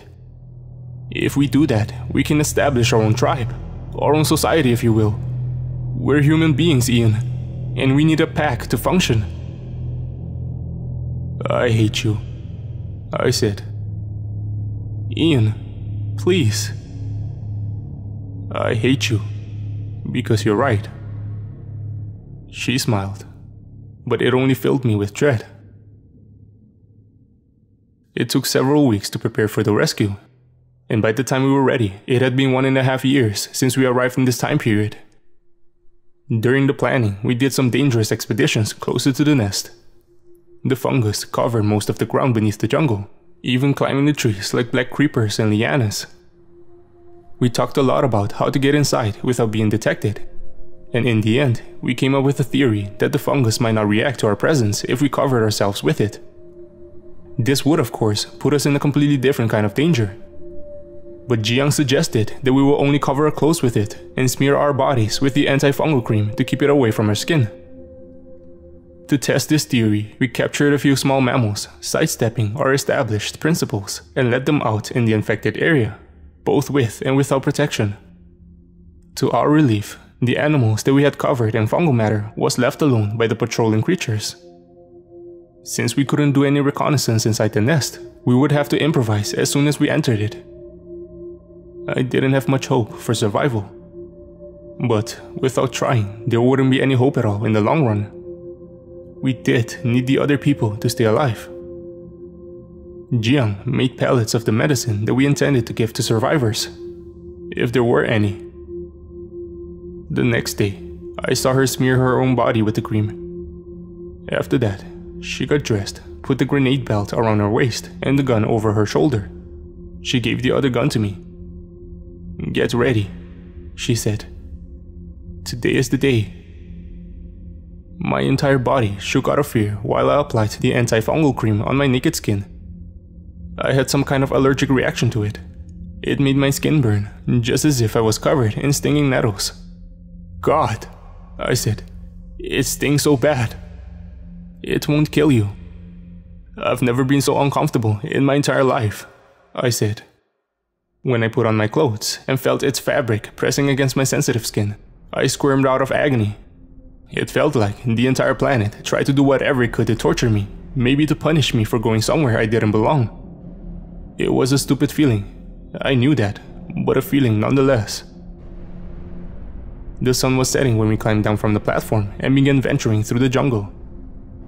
The pain made it difficult to walk. Every step felt like walking through fire. It made me stiff, but I had to go on. Jiang couldn't do this alone. When we stepped out of the jungle and into the valley, which we had to cross to get to the nest on the other side, the stars shone down on us from above. "It's back," Jiang said. "Look." It was the comet, slowly climbing the horizon just like it had done 1.5 years earlier. "It only has an orbital period of about a year," I said. "But that means..." I tried to keep my burning neck from touching my collar. I always believed it came from beyond Jupiter, but this means it must have been an inner solar system object. Jiang didn't look at it. She kept her eyes on the landscape. "We don't even know if it's the Chicxulub impactor," she said. "During this time, I would assume the sky is filled with hundreds, if not thousands of rocks." Crossing the valley in the dark, only lit by the ghostly green light from the rising comet, my feeling of doom was accompanied by a surreal sensation of inevitability, or perhaps fatefulness. These feelings didn't last long, until they were replaced by terror. 3 large shadows were moving in on us. Their croaky grunts echoed in the night, removing all doubt. "T-Rexes!" Jiang yelled. "Run!" They split up, trying to surround us or flank us. "Where to?" I said. "They're so fast." I couldn't imagine us being able to run away from them. "The subway car!" It wasn't until now that I noticed its black silhouette in the darkness, maybe 100 meters to our right. The Tyrannosaurus Rex, normal ones as far as I could see, gained on us quickly. "Should I fire?" I yelled. "No," Jiang said. "We're almost there." "We're going to die, we're going to die, we're going to die," I repeated while panting excessively. "Don't look at them," Jiang said. "Don't look back." The Tyrannosaurus Rex closest to us was just about to reach us when we arrived at the subway car. Jiang helped me climb inside through one of the windows. I fell down on the floor, got up, and dragged Jiang inside only seconds before the Tyrannosaurus Rex ran straight into the subway car and then poked his head inside, grunting with his drooling, frightening jaws. We crawled to the other side and pointed our guns toward it. "Shoot it!" Jiang yelled. "Shoot it!" As soon as we opened fire, it retreated, more afraid of the sound than the bullets. We stood up and looked outside. They were circling the subway car, unsure of what to do. "We'll have to use one of the grenades," Jiang said. "We gotta scare them away. Won't that attract the attention of the infected? Hopefully, we will have enough time to get out of the area." Before I had any chance to answer, she pulled a pin and threw the grenade. She pushed me down on the floor, and a few seconds later, the grenade went off. "It worked," Jiang said after looking out the window. "They're running away." "But look," I said. "I told you, look at the nest." The clusters of bioluminescent CO.AG that was circling the black mountain in the horizon, glittering in the dark, suddenly changed their direction and flew toward us. "Shit," Jiang said. "We have to run as fast as we can." It was difficult to say how long it would take the CO.AG to arrive, but it was clear we didn't have that much time, and so we picked up speed again, like prey on the run from Mother Nature herself, fueled by the terror rushing through our minds and the adrenaline rushing through our veins. Right before we reached the jungle on the other side, entering the domain of the fungus, the gigantic pterosaurs cast their enormous shadows on us as they passed right above us. Our plan had worked. Nothing took notice of us as we slowly walked toward the mountain. Our boots pressed down on the shimmering slime that covered the ground, making a crunchy sound. Other than that, everything was dead silent. The darkness ahead, lit up by the luminescence within the omnipresent mold, almost looked peaceful in its alien sublimity. An infected triceratops slowly walked forward just a few meters in front of us. I held my breath. Strange crystal-like structures shot up through the ground here and there. "How come we haven't found any fossils from this organism?" I asked. "It must be covering the entire planet, given how successful it seems to be." It doesn't have any bone structure or recognizable patterns, Jiang said. Chances are we found traces of it, but not been able to identify it as anything special. And those black crystals seem to be either some kind of cartilage or sugar, which wouldn't be likely to survive over long time periods. I had hoped that our visit here would have shed some light on the mysteries, but the further inside the territory we walked, the more questions arose. About a kilometer ahead, we stumbled upon a biological structure inside a clearing. It was huge. Giant bones, rib bones from some large animal by the looks of them, surrounded a large accumulation of pulsating white flesh. The bones held it together. On top of it, there was a giant, unblinking eye mysteriously staring at the sky. "What is this?" I asked. "This is a structure, a living building." "Don't you get it?" she said. I was too scared to even consider what she was thinking. "It's an observatory," she said. She continued. "This magnificent organism, this fungus, is not just a primitive organism, as you suggested before." "What's your theory?" I asked as we sneaked past the giant eye. "I think it's sentient," she said. "It's intelligent.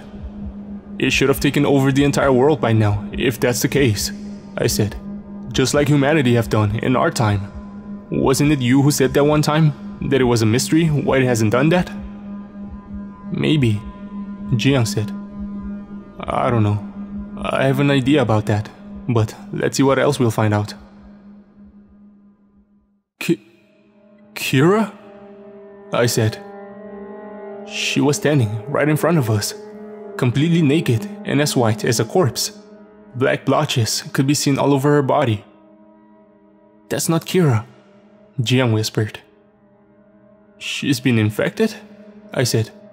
"But she lost her head." "Not Kira," Jiang said as she slowly backed away from her. Someone else jumped down from a tree nearby. Also Kira. They looked exactly the same. "What in heaven's name is going on?" I said, fighting an impulse to itch the rashes in my face. A third one stepped forward, then a fourth one. "It has found us," Jiang said. The pale individuals in front of us all screamed at once, showing off their teeth as if they were a pack of wild animals. And then, they attacked. Jiang opened fire. 2 of them fell down, but 2 new ones appeared out of nowhere and replaced them. I fired as well, but I couldn't tell if I hit anything. "Run!" Jiang yelled. "Run for your life!" She turned around and began running. I followed suit.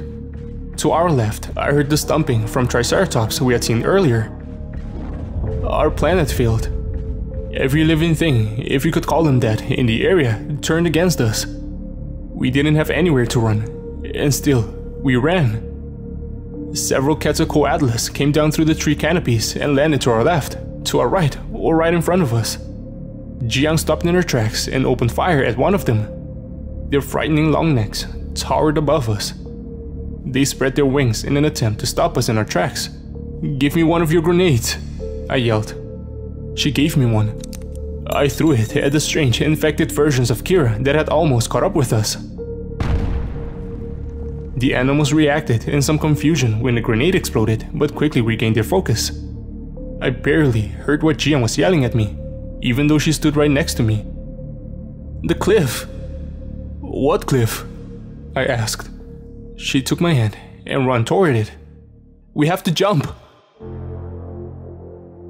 20 meters below, a river flowed in the direction of the Black Mountain.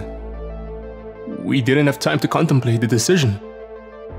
I tried to jump, but my anxiety didn't allow it. Jiang didn't let go of my hand, however, and forced me to jump with her.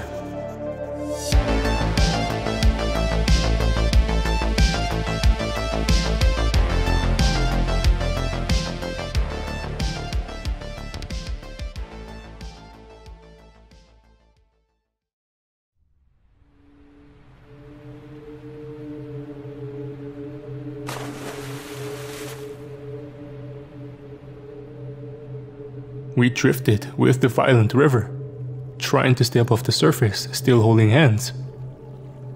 Ghostly figures watched us from the sides, some of them human. The river entered a lava tube with a low ceiling which forced us onto the surface. I lost Jiang's hand. Where did she go? Everything was pitch black here. I wasn't going to be able to hold my breath for much longer. I fell down an underground waterfall, falling in total darkness, unable to see the bottom. I let out a scream that was instantly suffocated by the surging water. A rock scraped my arm pretty badly. After I reached the bottom of the fall, I resurfaced inside a bigger cave where I could breathe. The oxygen levels were a bit lower here, which made my mind clearer than it had been since my arrival here. The blue light from the fungus lit up the cave. "Jiang?" I yelled. "Where are you?" The roaring waterfall was just next to me, but the only thing I heard for a moment was my heart pounding in my chest. "Ian? Where are you?" I looked around. Jiang had resurfaced a few meters away from me. I swam towards her. She hugged me, equally relieved seeing me alive as I was seeing her alive. "You're bleeding," she said. "Your arm." I know," I said. "Everything hurts, and I'm freezing." We climbed out of the water and sat down to rest for a few minutes. There were several openings around us, all glowing equally blue in the dark. "I think we're inside the nest," Jiang said. "Where's your gun?" "Oh crap," I said. "I must have lost it in the water." "Me too. I still got the grenades though." "And your repellent?" I asked. "It's still itching like hell under my clothes, so I suppose it's still there, but the water washed away all of it from my face, I think." "I don't know," Jiang said. "Let's hope we're still somewhat protected. The pellets for the others are still in good shape. Hopefully we can still cure the others with them." My heart sank when I thought about how slim our chances were. "I don't want to die like this," I said. "Or worse, to be turned into one of those funguses' many mindless drones." "I don't think any of the pale creatures we have seen have been mindless drones," Jiang said with a resigned look on her face. "We aren't dealing with a eusocial species. This isn't a colony, such as an anthill filled with members given a specialized task. This is just one organism, one single mind. I don't think it infects other organisms. Or maybe it does that, but I think it does something else as well. Something completely unheard of in evolutionary history. It could answer some of our questions." "What are you talking about?" "It's just a speculation," she said and got up on her feet. "Let's go. We have to see if we can find the others. Or maybe a way out." I stood up as well. A way out would be nice. We entered one of the caves at random, since there was no way for us to know which one would lead to where we wanted to go. The damp air smelled of rotten meat and something that reminded me of ammonia.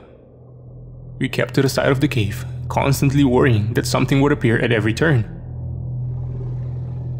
Faint echoes of roars, grunts, and what sounded like human screams traveled down to us.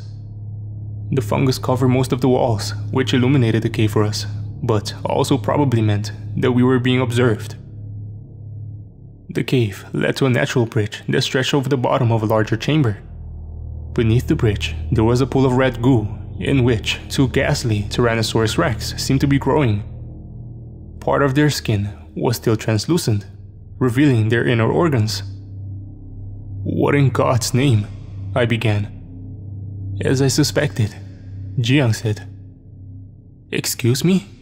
I whispered while we crossed the bridge. "We are looking at two Tyrannosaurus rex being grown in what looks like a giant petri dish from hell, and you suspected it?" "It's what I've been speculating about, but I didn't dare to draw any conclusions until now. This is a spawning pool. My first clue was that there weren't any spores. All known fungus uses spores to reproduce. but this one showed no signs of any reproductive capabilities beyond perhaps splitting itself in two. If it was some kind of slime mold, as Rodney suggested, this would have been expected since they're single-celled amoebae. But in this case, each separate part of it seemed to behave as if still part of the same individual organism. Yeah, so? And then there was the mystery with the supposed extinct dinosaurs. Jiang continued. It further indicated my hypothesis. The many versions of Kira made me almost sure, but this confirms it. Organisms reproduce to spread their genes before they die. The individual dies, but it's okay because the genes stay with the offspring. But imagine an organism that doesn't age. It wouldn't need to reproduce for the genes to remain. However, such an organism faces a big problem. And what is that?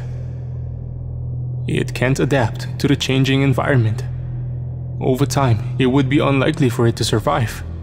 But what if it developed a way around that problem? Either evolutionary or by its own intelligent design. Wasn't it you who suggested it first? An organism with an intelligence comparable, maybe even superior to our own, should have been able to take over the entire planet. So, why hasn't it? I don't know. It was still difficult for me to think, even down here where the oxygen levels were better. I think it has learned somehow to acquire the genetic material of other organisms and then how to spawn them in these pools. That's why we saw the evolutionary older dinosaurs walking around. It still remembers their genetic setup. This organism must be ancient. I mean, not just from our perspective. It must have been alive millions of years ago to have genomes that old. But why? I asked. That's the thing, Jiang said. I think it chooses to let other species live so that it can wait for them to adapt to their own environment and just steal their DNA and spawn versions of them for its own use. Who knows if this substance, this black mold, even is its original form? You mean to say that there could be some kind of immortal brain somewhere on this planet controlling all of this through some sort of network? I know how it sounds, but look around, Jiang said. I wish Rodney were here to take part in these theories. And now this immortal organism has stolen us? I said. I mean, our species' DNA? That can't be good. The cave branched into several different paths. Again, we chose one at random. The path branched as well. Some of the different paths led downward, some continued straight, and one went upward. Since we were of the impression that we were deep on the ground, we picked the latter. We kept doing this for hours, and for each hour it looked like the cave had become smaller. Before we knew it, we had to crawl to keep moving forward. I was exhausted and shivering from the cold. Every part of my itching body ached as I crawled forward. I tried to imagine home. A warm shower, a glass of wine, a good book in the evening, staying in bed a Saturday morning, wondering what a Tyrannosaurus Rex might have looked like from the safety of my home. Why had I come to this place? I wanted to cry. But once again, my more human emotions were hastily replaced by animalistic horror. Something behind me hissed. And even though I couldn't turn my head around to look at it, I just knew it was one of those giant snakes. Oh, please, no, God, I began. I beg of you, please, no. I wasn't even a religious man, but this was just too much for my rational thought processes to handle. Jiang, I said, while speeding up as much as I could. I'm pretty sure there's a giant snake behind me. What? Just move faster. I was hyperventilating. I scraped my knees on the uneven floor. The hissing came closer and closer. I could even hear a slithering body against the floor now. Can't you just give me a grenade and... I began. No, Jiang said. We would die instantly. I knew that, but I was in too much panic to think about it. But it's going to swallow me whole any moment now.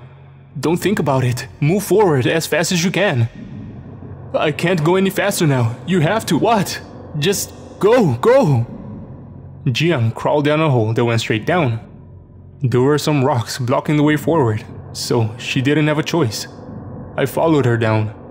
It was so tight that my shoulder was dislocated from the pressure. If I hadn't been so unnaturally thin from malnutrition, I would definitely have gotten stuck in this small passage, upside down. The thought of it almost made me forget about the snake reaching for me. Luckily, it was too large to fit into this hole. It did get a hold of my boot though, which slid off my foot as I fell down into the chamber beneath. We landed in a pool of still water. It wasn't deep, just half a meter. I sprained my left hand, hitting the bottom. I moaned out of pain. Jiang held me up on my feet. It didn't feel like I was of any help to her anymore. Rather, it felt like I was in the way. I had trouble moving with only one boot, and with my bare foot either touching down on the slippery slime or on sharp rocks. And the throbbing pain all over my body slowed me down even more. Jiang could have easily left me behind, but instead she risked her life for me and came back to help me. The cave systems inside this mountain was an impossible maze. There were hundreds, if not thousands of tunnels, either natural or dug out by some animal going through it. A group of cloned Tescolosaurus, an ornithopod dinosaur, approximately as tall as a person, appeared to our right, charging at us. Jiang pushed me behind her and picked up a grenade. From another entrance, velociraptors emerged at full speed. They let out loud, distorted squeaks that combined almost sounded like some kind of twisted laughter. Jiang threw the grenade where the velociraptors joined up with the Tescolosaurus. The ringing in my ears after the explosion was all I could hear for several minutes. I was laying on my back. I could see the ceiling of another crawl space moving right in front of my eyes. I didn't understand what was going on at first. But then I realized that Jiang was crawling backward, dragging me by my fungus-covered jacket. We came out inside another small chamber. The floor was filled with red water. The same kind of water in which the Tyrannosaurus Rex had been growing. In the center, bathing in the pale blue light coming from the walls, there was a body glued to one of the crystals with fungal matter. The fungus crawled up toward the ears and entered them. Although the eyes had been picked away, we still recognized him. "Oh no!" Jiang teared up. "Oh no, no, no!" It was Rodney. He was still breathing. But his body was mutilated to such an extent that saving him would have been impossible, or at least a worse fate than death itself. "What in God's name has it done to him?" I asked. "We failed him," Jiang said. "He trusted us to protect him." Rodney gurgled when he heard our voices, as if he was trying to speak. "He's trying to say something," I said. "Listen." We listened carefully. On the ground.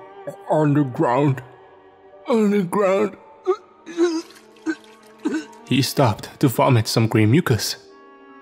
"Thermal energy storage." He muffled something inaudible. "Temporal." More vomit. "Crystal." We waited for maybe 10 more minutes without being able to discern any more words. "We have to go," I said. "There's nothing we can do for him."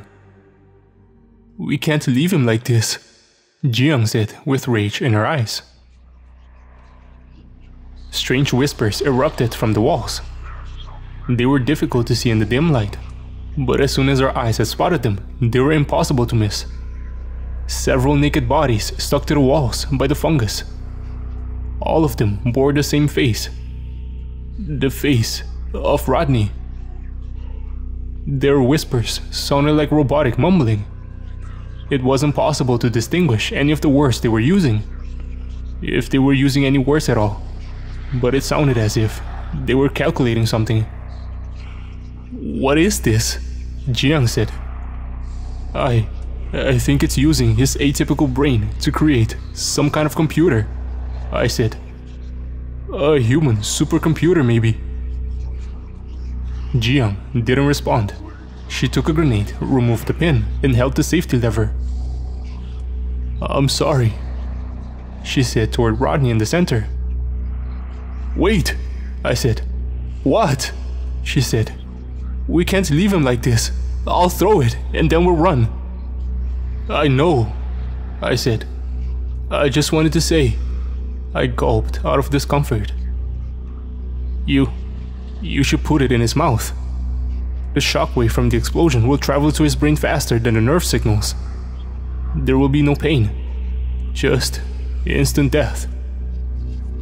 Jiyoung sobbed uncontrollably as she carefully pressed the grenade inside Rodney's drooling mouth, constantly repeating the same thing. I'm sorry. I'm sorry. I'm sorry.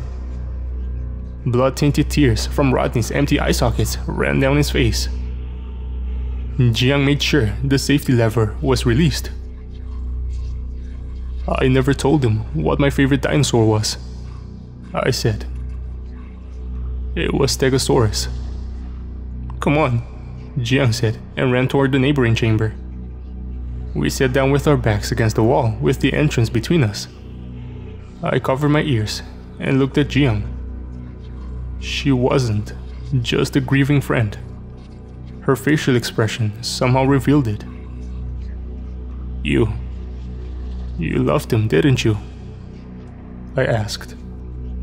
Before she could answer, the grenade went off. Rocks and flesh, engulfed in fire, rushed inside our chamber right between us. She didn't need to answer. I knew. As we walked out of there, I wanted to comfort her, but she didn't seem interested in talking to me. We didn't speak for some time after the death of Rodney. I walked behind her to give her some space, but when she stopped in the middle of the cave we were walking through, I didn't hesitate to run up to her. Do you hear it? She asked. It sounds like singing. I hadn't heard anything, but when she pointed it out to me, I did hear something that sounded like faint choral music with an almost sacred melody. The echo from it came from somewhere ahead of us, and the closer to it we got, the more clearly we could hear it. It was hauntingly beautiful, and yet it felt so out of place that it almost terrified me more than the grunts from the Tyrannosaurus Rex. It's close, Jiyoung said. We'll be there soon. Beware of the siren call, I said, but we didn't stop. We entered a large room with a high ceiling. The blue light pulsated along with the music. Several entrances led to the room, all of them guarded by cloned dinosaurs. At the bottom, in the middle of the room, there was a pit surrounded by sharp long teeth growing from the edges. The sacred music came from above it. It was sung by the surviving passengers. They were hanging from the ceiling by strings of fungus that had attached itself to their eye sockets. Their bodies were equally mutilated as Rodney's had been. Most of them only had their torsos left. Only a few still had some clothes left on. The rest were naked. Their mouths were the only thing moving. Why are they singing? I whispered. It has taken control of their minds, Jiyoung said. For whatever reason, it is making them sing. As the music reached its crescendo, Jiyoung stepped forward. She held one of the last grenades in her hand with a tight grip. I stayed behind, but when I saw she wasn't attacked, perhaps because of the grenade, I joined her. The music slowly faded until everything went completely silent, except for the dripping sound of urine that escaped from between the legs of one of the passengers hanging in the ceiling. The passengers spoke in unison, with voices distorted into something almost demonic. Homo sapiens. Who are you? Jiyoung asked. It took a while for it to answer. And then... I'm God. my heart filled with dread. It must be the concept within the minds of the survivors that is closest to its self-image, Jiang whispered to me. Homo sapiens. It repeated with the voices of the survivors. So much potential.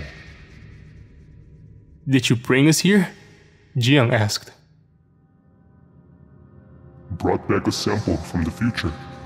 It said. Studied habitability and future genotypes. Homo sapiens detected. So much potential. Potential for what? I asked. It stopped speaking with the survivors in unison and used one at a time instead.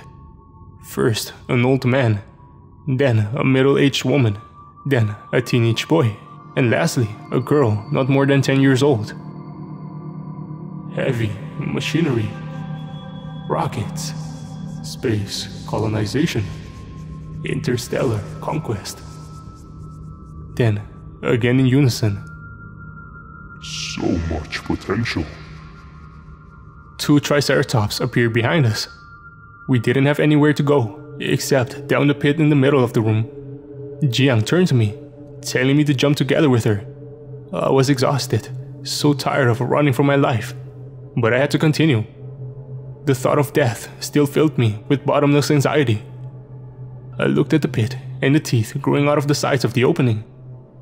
Are you sure that's a way out? I asked.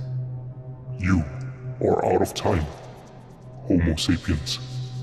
The organism said, and began singing like before. The sides of the pit were wet and slippery. It felt like falling through an enormous gastrointestinal tract. It smelled like it as well. I threw up on my way down, only to have the vomit stick to my unkempt beard. We ended up in a river of gastric acid inside a cave made out of flesh. This was the inside of its biological structures. The walls were pulsating just as if they had a heartbeat. This is digestive fluid, Jiang said. We better get up on land soon or we'll be digested. We went down the river without being able to catch on to anything. I could feel my skin burn from the acid. Keep your head above the surface, Jiang yelled. You can't ingest this, it will most likely kill you. I struggled to follow her advice, only breathing intermittently when my head reached the surface. The river ended inside a large living chamber where the fluid seemed to accumulate. Partly digested dinosaurs floated to the surface. We climbed on top of a small island made out of flesh.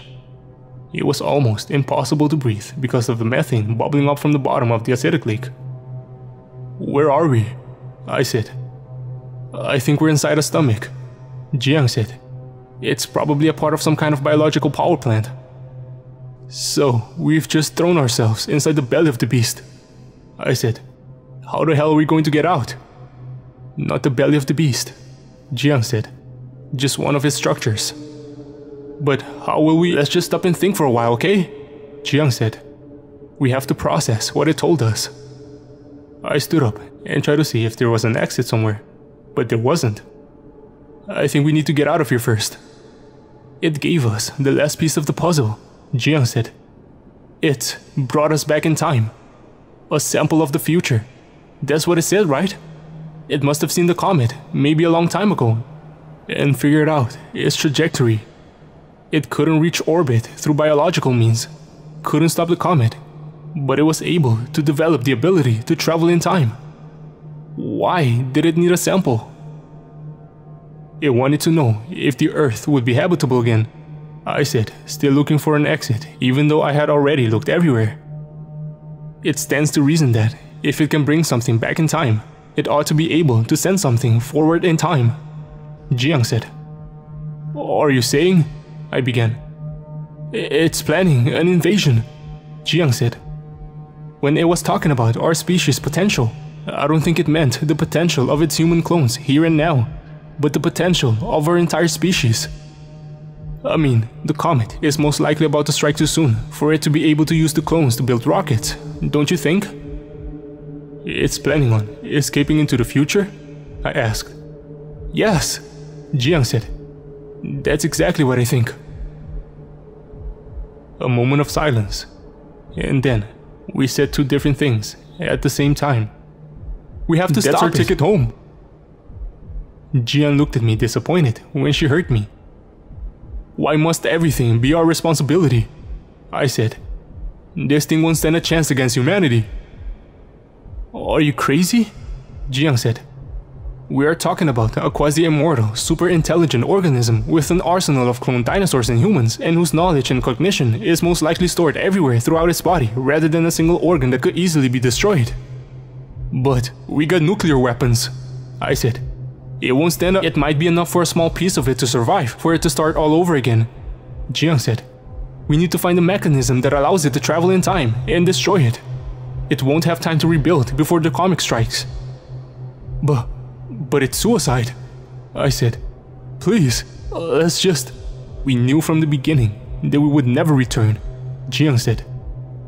I know it's worse than we thought, Ian. But we have to make this sacrifice. I'm afraid, I said. But I guess you're right. I have an idea, Jiang said. If this is a stomach, maybe we can induce vomit. How? I asked, still shaking from seriously considering ending my own life for the greater good. Ending my own life. My mind couldn't wrap itself around that. It went against every instinct in my body. I had felt tremendously relieved when I thought about traveling back home, no matter the cost. And now I had to give up that last shimmer of hope for the sake of humanity. How could it be so easy for Jiang to accept this trait? To accept forfeiting her own life for others? For me, giving up my own life felt close to impossible. But she was right. As always. And on an intellectual level, I understood what I had to do. The medicine that we were going to administer to the survivors, Jiang said, it might work as an emetic drug. She smeared the medicine she had brought with her on the flesh beneath us. It worked almost instantly. The entire chamber violently contracted. We were engulfed by the gastric juice immediately. And then, as if caught inside of a vortex, we span around and were propelled through some kind of esophagus together with everything else. I was just about to drown when we finally erupted out of the side of the mountain like from a geyser tilted on its side. Jiang was lucky. She landed on some soft fungal tissue. I, on the other hand, slid several meters down the mountain until I was abruptly stopped by a boulder. My chest took most of the impact. The pain was excruciating, especially when I tried to breathe. It almost, but only almost, made me forget about all my other ailments. Most likely, I had broken 1 or 2 ribs. I whimpered while standing up, wiping digestive fluid out of my face and spitting some of it out of my mouth. I smelled like vomit. Are you okay? Jiang said, carefully climbing down to me. Straight above us, behind a group of thin clouds in the night sky, the dire green mist around the white comet made it look like an infernal eye watching over its quarry. No! I shouted and coughed, which made my chest hurt so much that I had to lean forward. No, I'm not okay. I think it's about to happen, Jiang said. What? I said quickly, almost unable to speak. Look, down there. The swarm, sparkling with luminescent blue, moved across the valley, and above them, thousands upon thousands of different types of birds and pterosaurs flew toward the Black Mountain. What are they doing? We need to hurry, Jiang said. They're moving into position. How are we going to find a structure that makes this thing travel forward in time? I said. Do you know what a biological time machine looks like? No? Well, me neither. Those things Rodney said, Jiang said. I think he wasn't making any sense. For crying out loud, didn't you see the condition he was in? That poor man. He used the word temporal and crystal, and it wasn't a sentence, Jiang. It was just nonsense. Would you shut up and listen to me?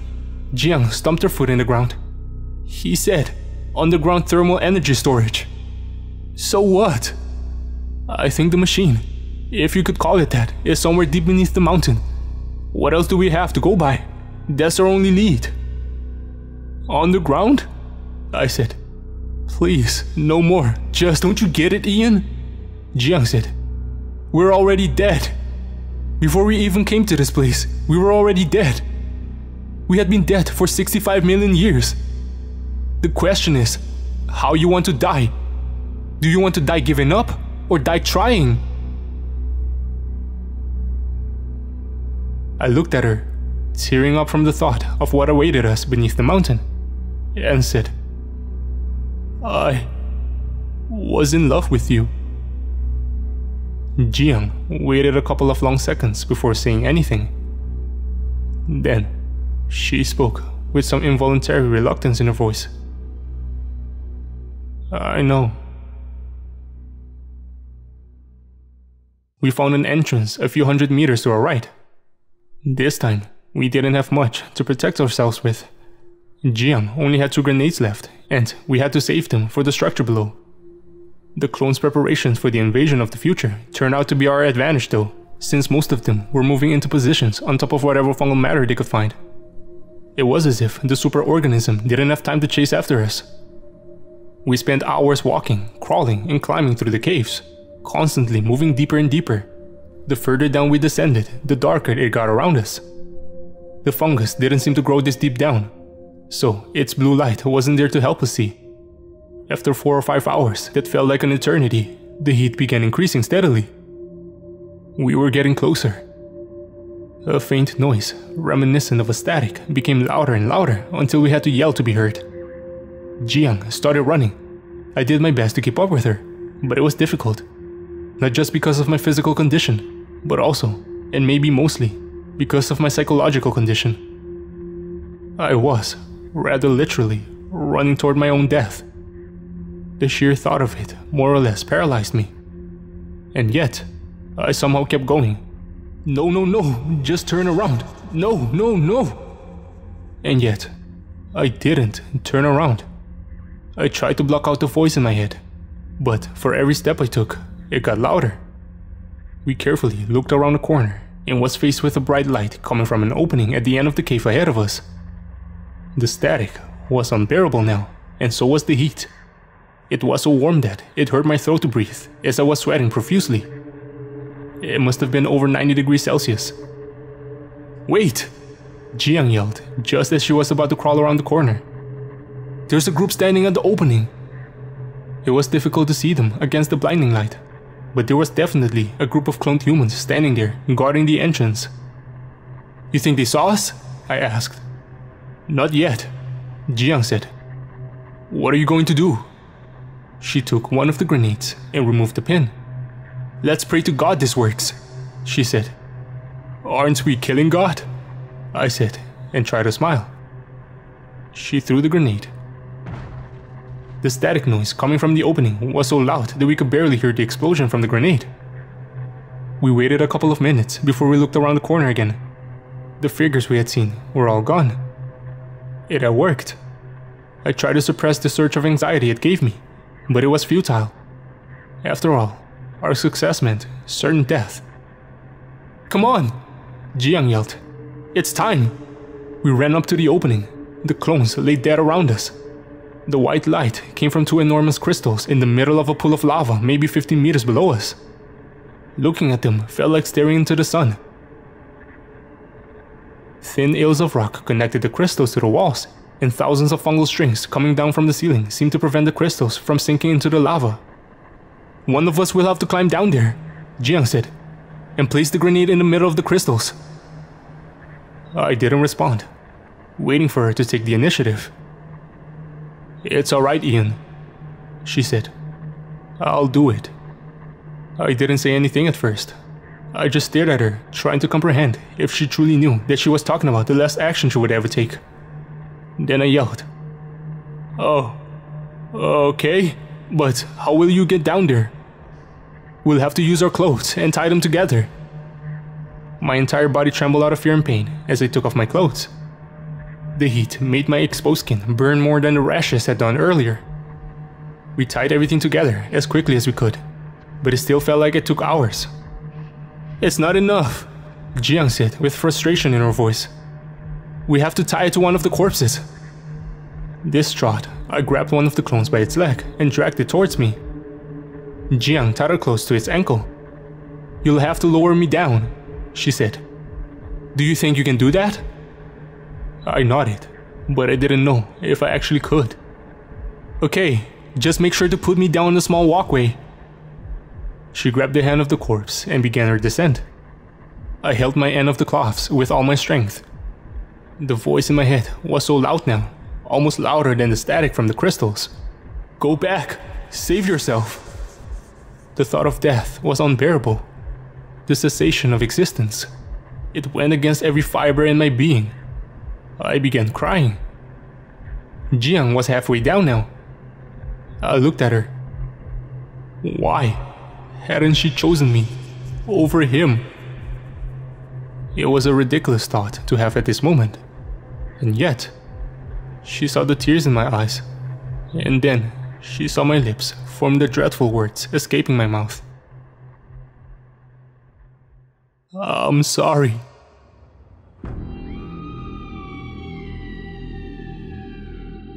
I couldn't hear if she yelled something before she fell into the lava. All I could think about while I ran back was my second chance at life. I ran so fast now, much faster than on our way down. My hope for returning home had come back. The darkness engulfed me. You loved her, but I had loved life more. All I needed to do now was to reach the fungus and travel with it back to my own time. But I got lost in the pitch black caves under the mountain. I panicked. "God, help me!" I yelled. And this time, I didn't mean the God I didn't believe in. "Please!" After a few hours, there was a large jolt. I fell to the ground. The ground shook for several minutes. Or was it the comet? When everything had calmed down, I stood up. An eerie silence surrounded me. The static in the background had stopped. Some faint light came from a direction that had been dark earlier. I slowly walked toward it, still hoping to find a way out so I could join the beasts in the fungal tissue. But as soon as I reached the source of the light, all my hopes vanished in an instant. The entire mountain was gone. A large crater, seemingly cut out with a carving knife, had taken its place. The comet cast its ghastly green shadow over me. The organism was gone. Dispirited, with my head down in shame, I wandered through the jungle and across the valley. With nowhere else to go, I returned to the subway car, where I'm now awaiting death. There was a backpack on the floor that one of the passengers had dropped the day we arrived. Inside it, I found a notebook that I've been writing this testimony and confession in for the last 3 days. Just moments ago, the comet entered the atmosphere and crossed the sky at 20 kilometers per second on its way down to what will become Mexico. The roar from its rampage in the heavens was deafening. I keep hearing Jiang's voice in my head. "Before we even came to this place, we were already dead. We had been dead for 65 million years. The question is, how you want to die? Do you want to die giving up? Or die trying?" Once again, she had been right. I know what will happen next. The shockwave from the impact will reach the valley. Even at that point, I won't be able to accept my own death. My face will assume an expression of pure horror, and I will press this notebook against the glass of the window. I know this, because I've seen it. The man inside the fossilized subway car was me.